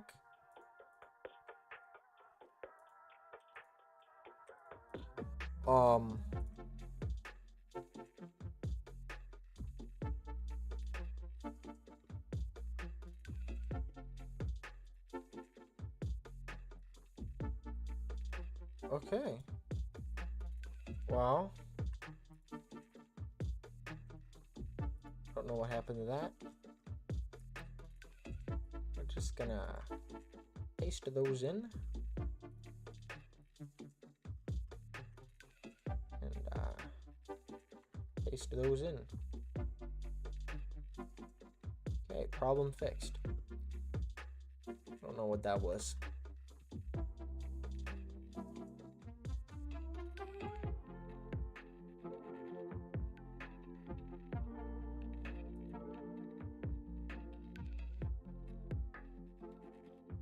Actually, I have a feeling that something's not right.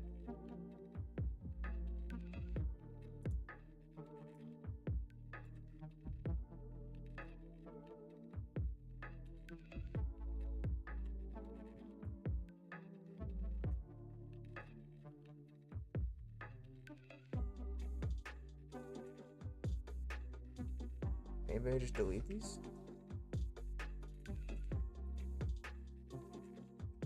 Yeah, I don't know why those were there.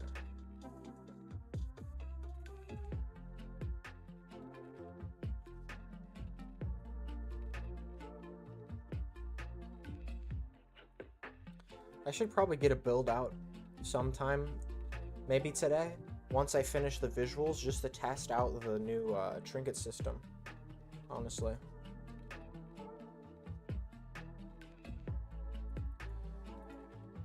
There'll be no way to try any of the new items, but I think it should be fine.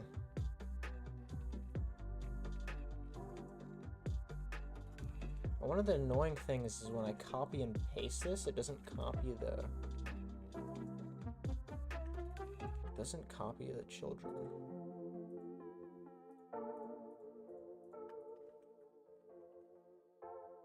I didn't actually check it lined up, did I? Oh, it's okay.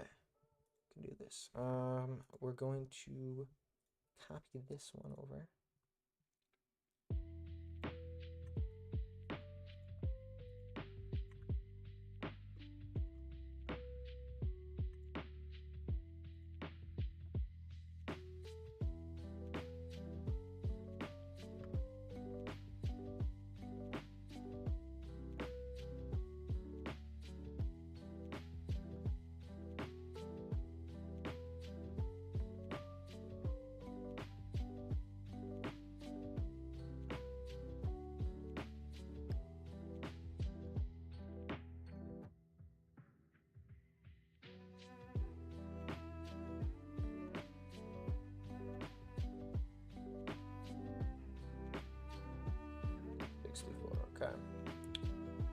we're gonna put this on the entrance.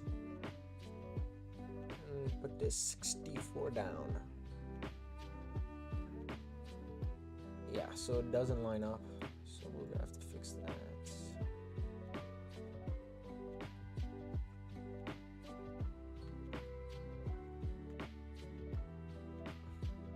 And it almost lines up. Looks like it pretty much lines up at the top.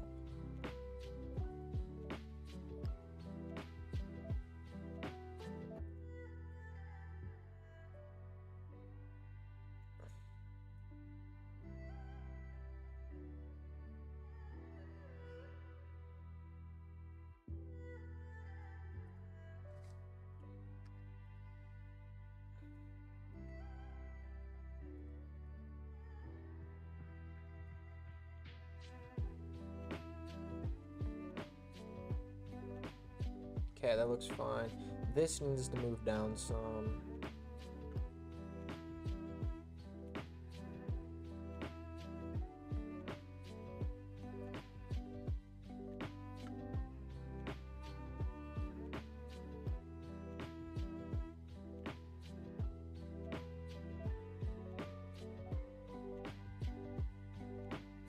This needs to move over. Probably put in one of these here.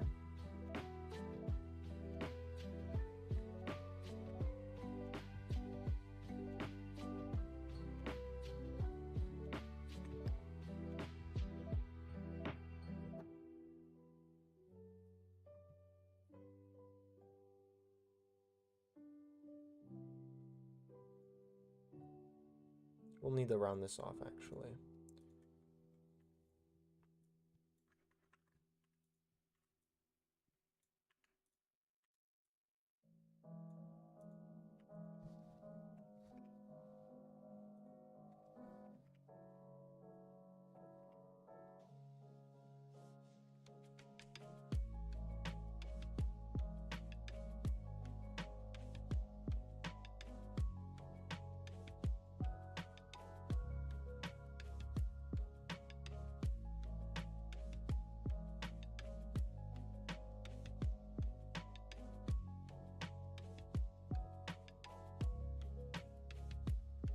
Let's add some roof.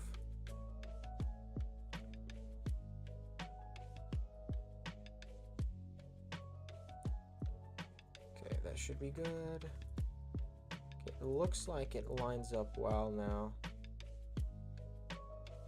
And then I'm just going to copy this over. Yeah, that's like an optical illusion. This looks darker with the borders on it. Yeah.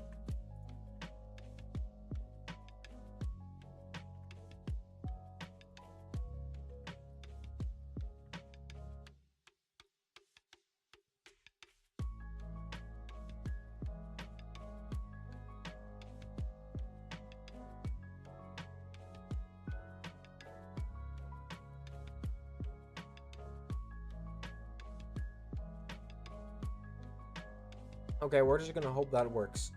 We're gonna test. I'm done placing.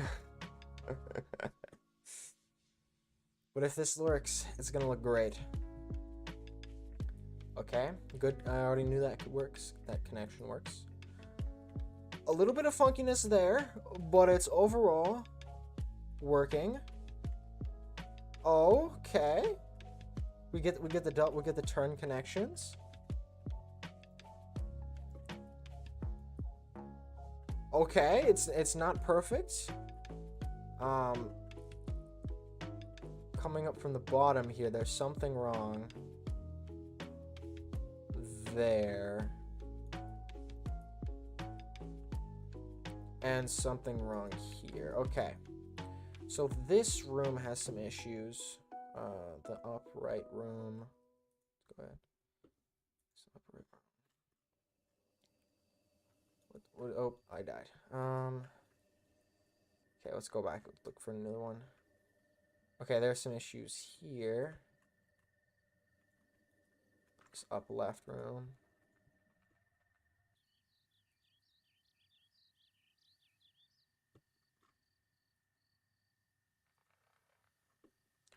Yeah, so we'll probably need to extend that down. So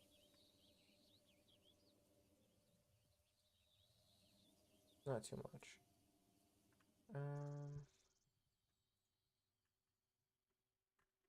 The big room needs to be extended more. This can be hidden. Large, yeah, this needs to be extended more. Up like that, that, and that.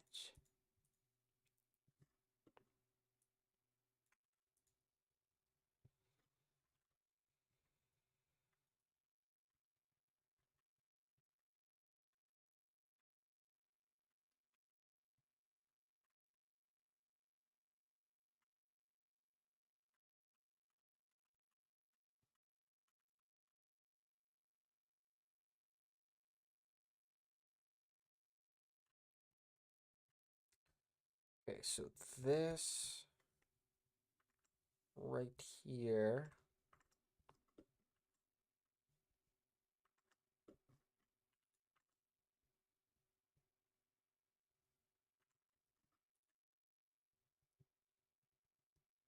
So what? That's interesting. Not entirely sure what's causing that actually. And there's this right here.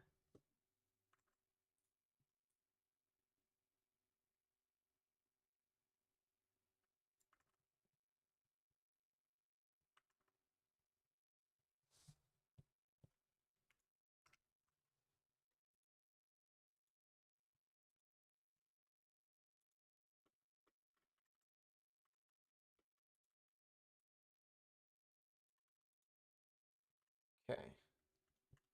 Oh, no, wait, it automatically updates? I didn't even know that.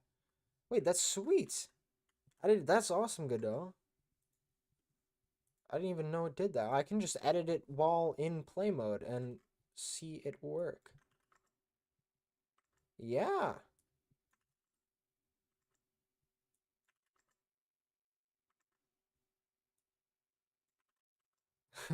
Let's go, Godot.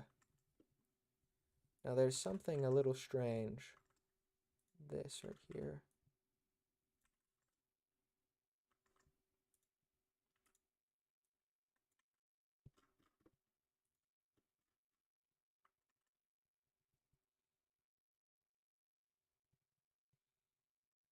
Oh, that needs to be.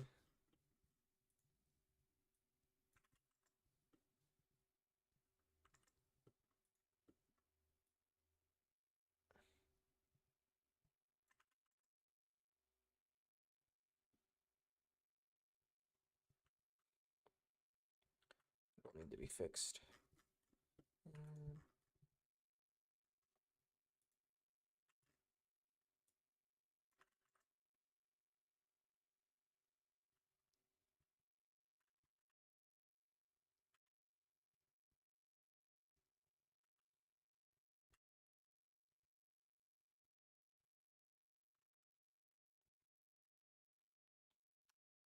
I believe. I believe that. I believe that. We need to increase the limit on these parallaxes a little bit. Like 200. Or 150. Let's try 150. Because I'm not entirely sure what's going on here. Maybe the two different parallaxes are overlapping.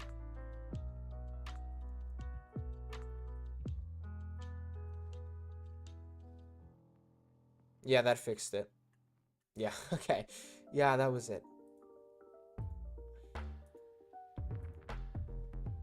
Let's actually get rid of this now. And then we'll go ahead.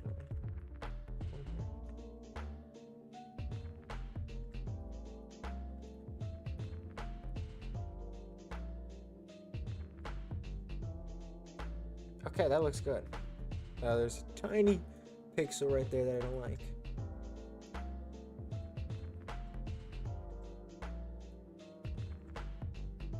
Okay, but that's fine.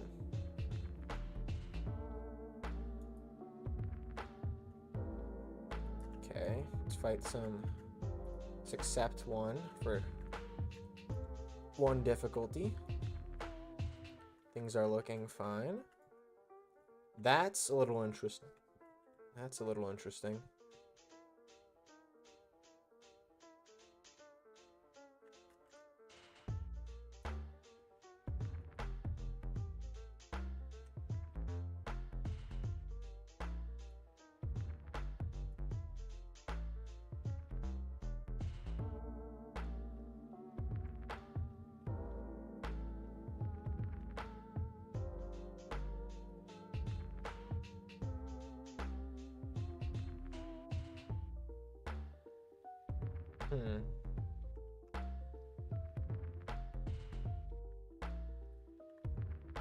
What is this, a normal room?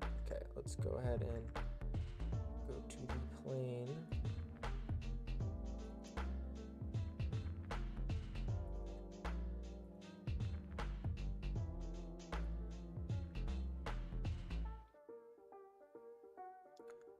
Honestly, the music is just nice to vibe to.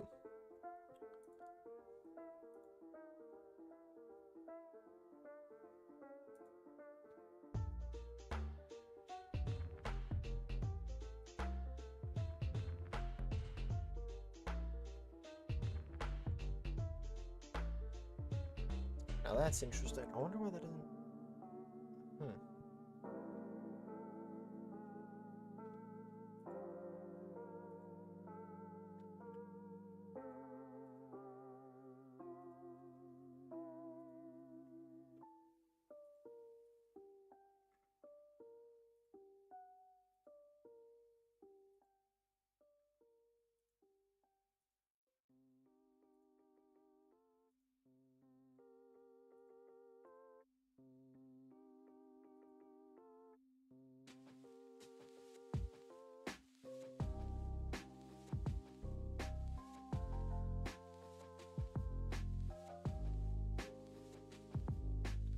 It's actually by Game Drops.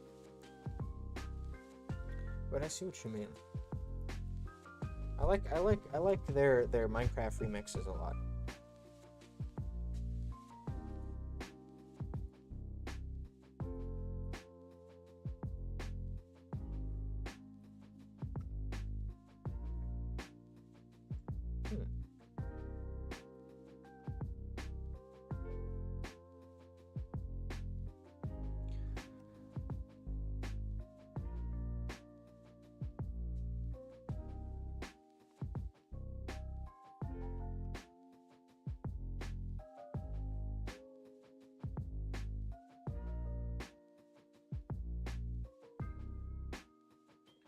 What is happening? Why is that not overlapping?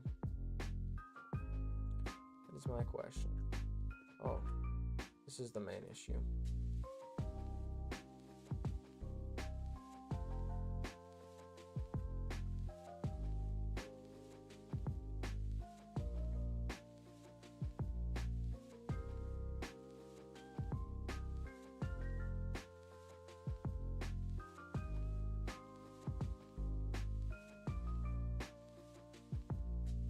Okay, now what?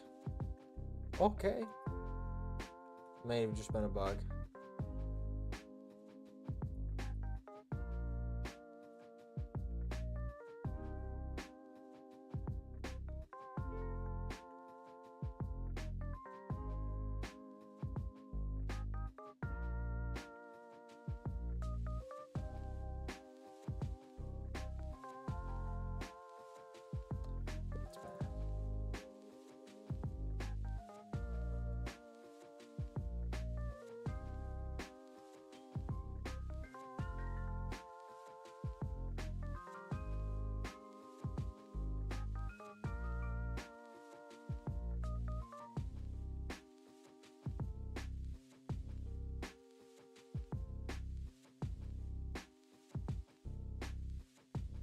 Okay, things are looking good.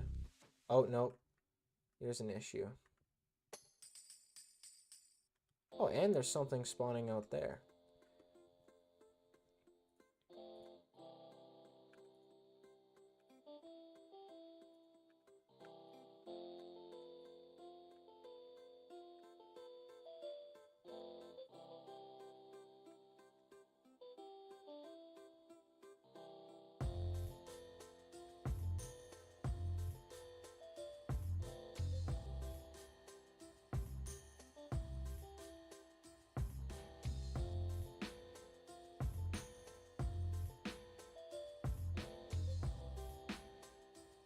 I have not. Is that a song or a game?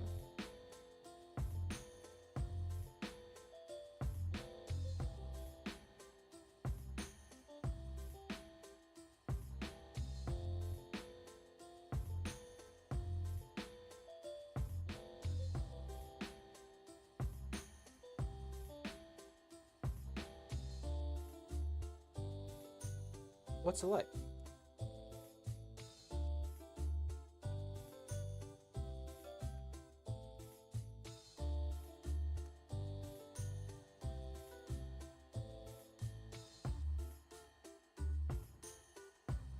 Okay, I'll take a look. What's the what? It's a platformer, and it's made by a music person, so I assume it's got good music. Um, it's free about. Oh, okay. Yeah, I'll totally look at that. I don't want to even look at that today.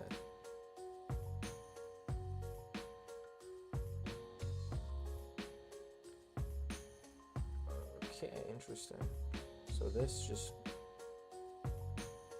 weirdly.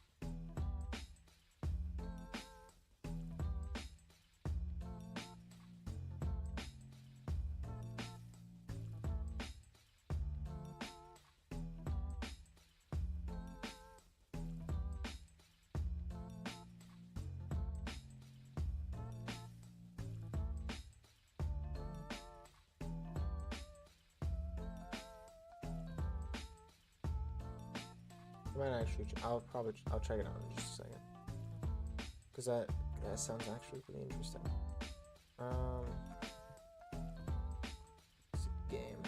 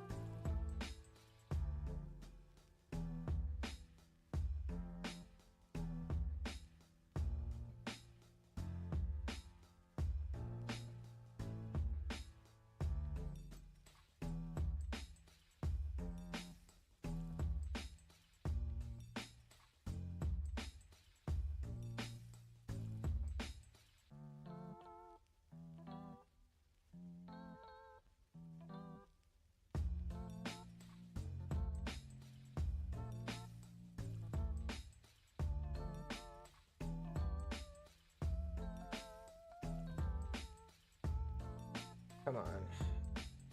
I think I'm losing it. I can't find this. I can't find this setting. What?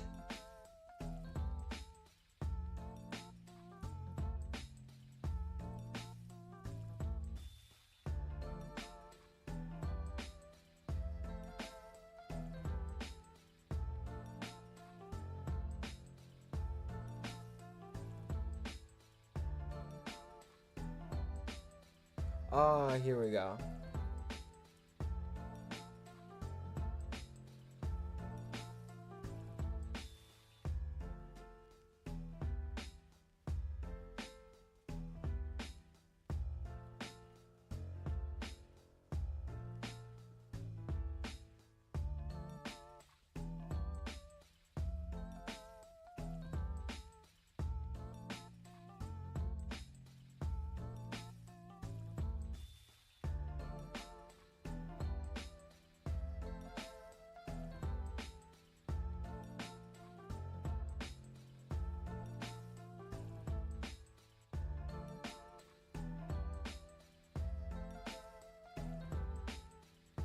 Okay, I think we're good on that. I'm just gonna do a slight, actually, yeah.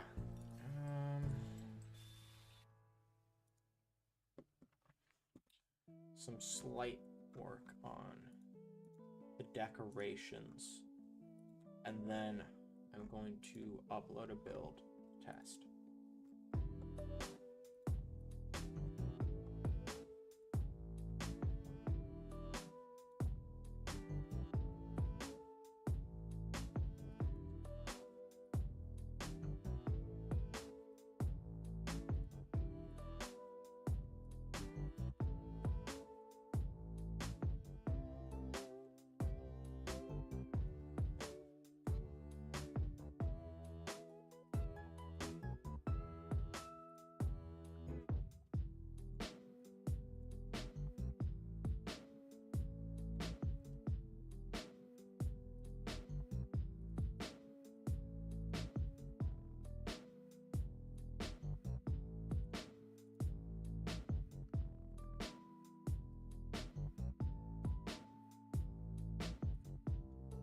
Yeah, so one of the things that I have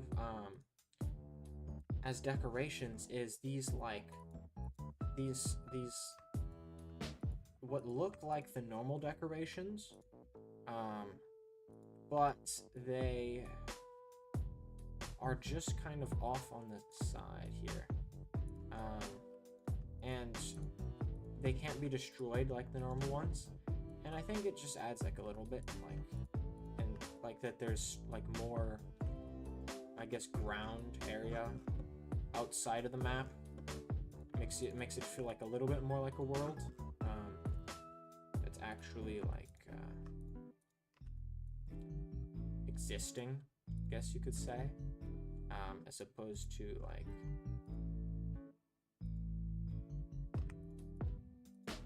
a game. Even though it is a game, but I want it to feel alive. What is this? Oh, okay, there it is. So that it doesn't feel like it's just like a simulated world, I guess.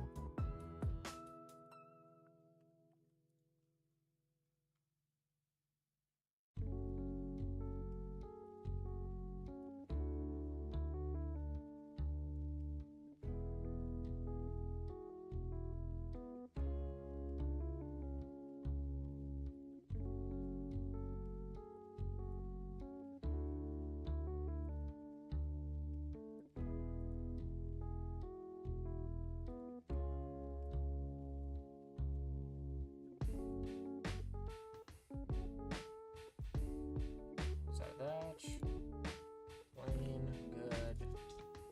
Okay. Add this. We'll go to the decoration. To decorations. Change these all into a new node P. Call it destructibles. And by sort and paste in these border decorations.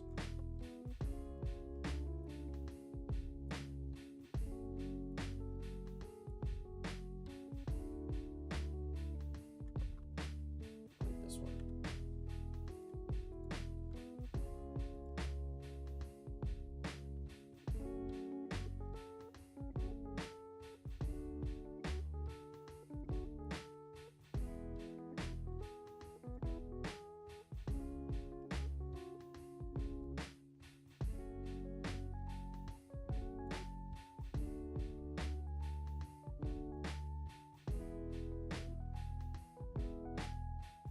I'll put a tree over here actually.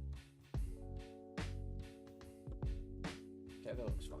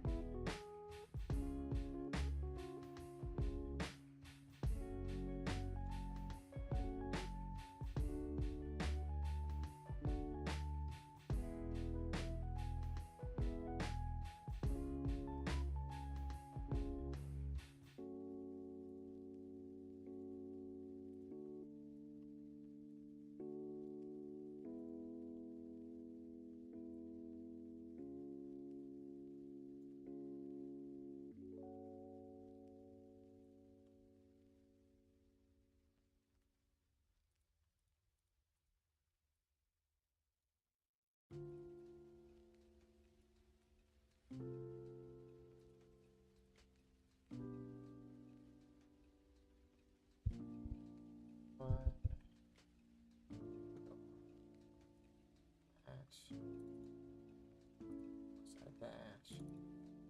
Up top, we just have some stuff to do for this one.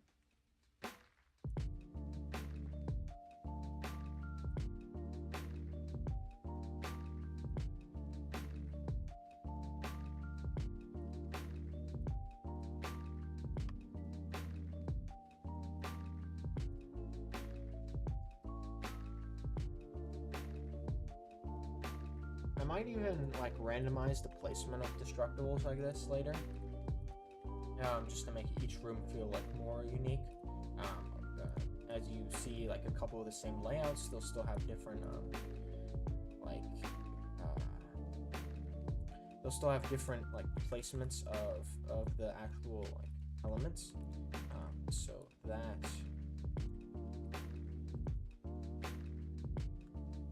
will be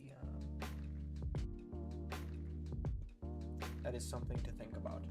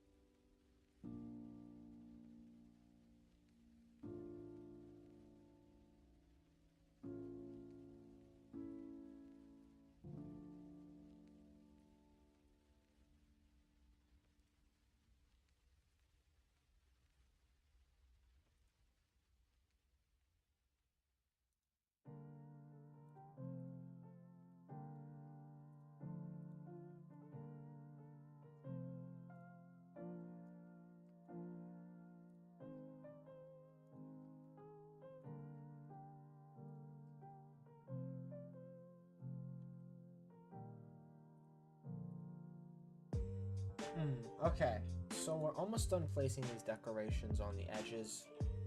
I think we're actually done. The temple, even the temple has them. I didn't even mean the plan. So that is the kind of the visuals for this build completed. Oh, there's a exactly. If only there was a place decorations button, wouldn't that be so much easier?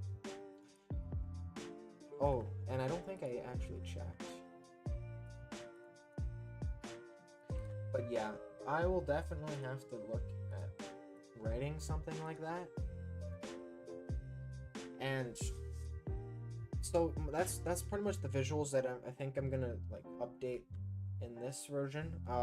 Except I'm looking to like character customizations, so that will probably get some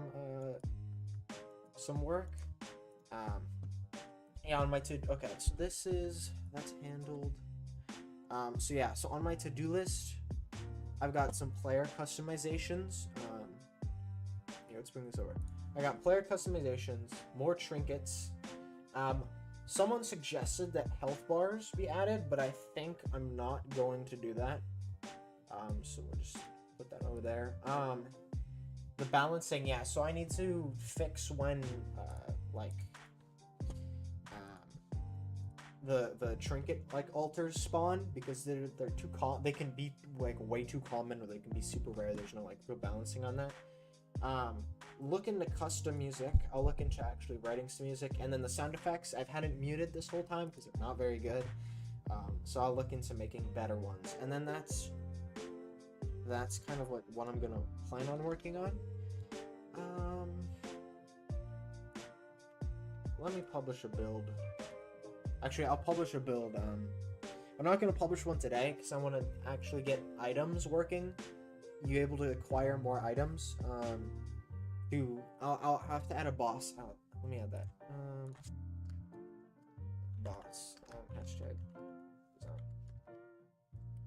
Yeah, unfortunately, but that means that you'll have a boss soon. I might finish the boss tomorrow. I might have enough time to do that, and then that'll be exciting.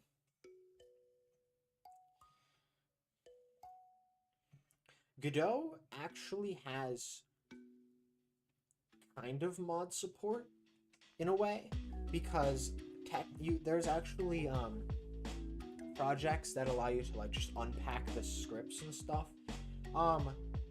And then I think using like DNSpy, actually let's take a look at that. That's a good point. I didn't even think. I wonder if I can open.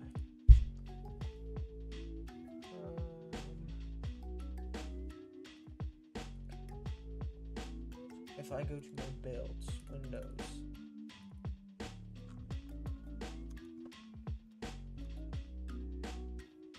These are all, here we go. I actually might be able to edit my code.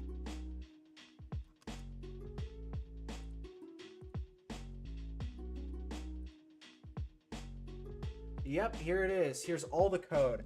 Yeah, so mod support will definitely be a thing, because look, I mean, like, I can just go in here and modify the build code straight up with all the names and stuff. If I go to, yeah, here it is. This is just like all the code right here. That's a property of C#.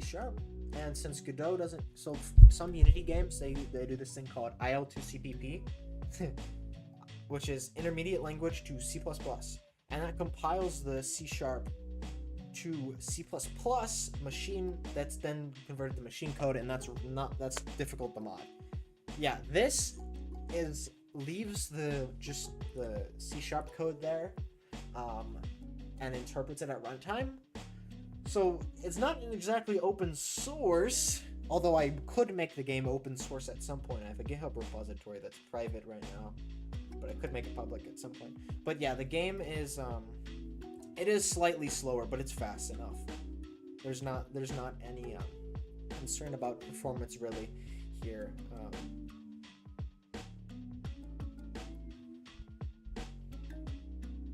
So yeah, that's that. I think I'm gonna end the stream since it's been almost 3 hours and I need to take a break. So yeah, I might start working on bosses today. We'll see. Thank you for watching though, Eternal. And then there's one other person who hasn't chatted, but to you, I also thank you for watching. Have a good day, y'all. See you later.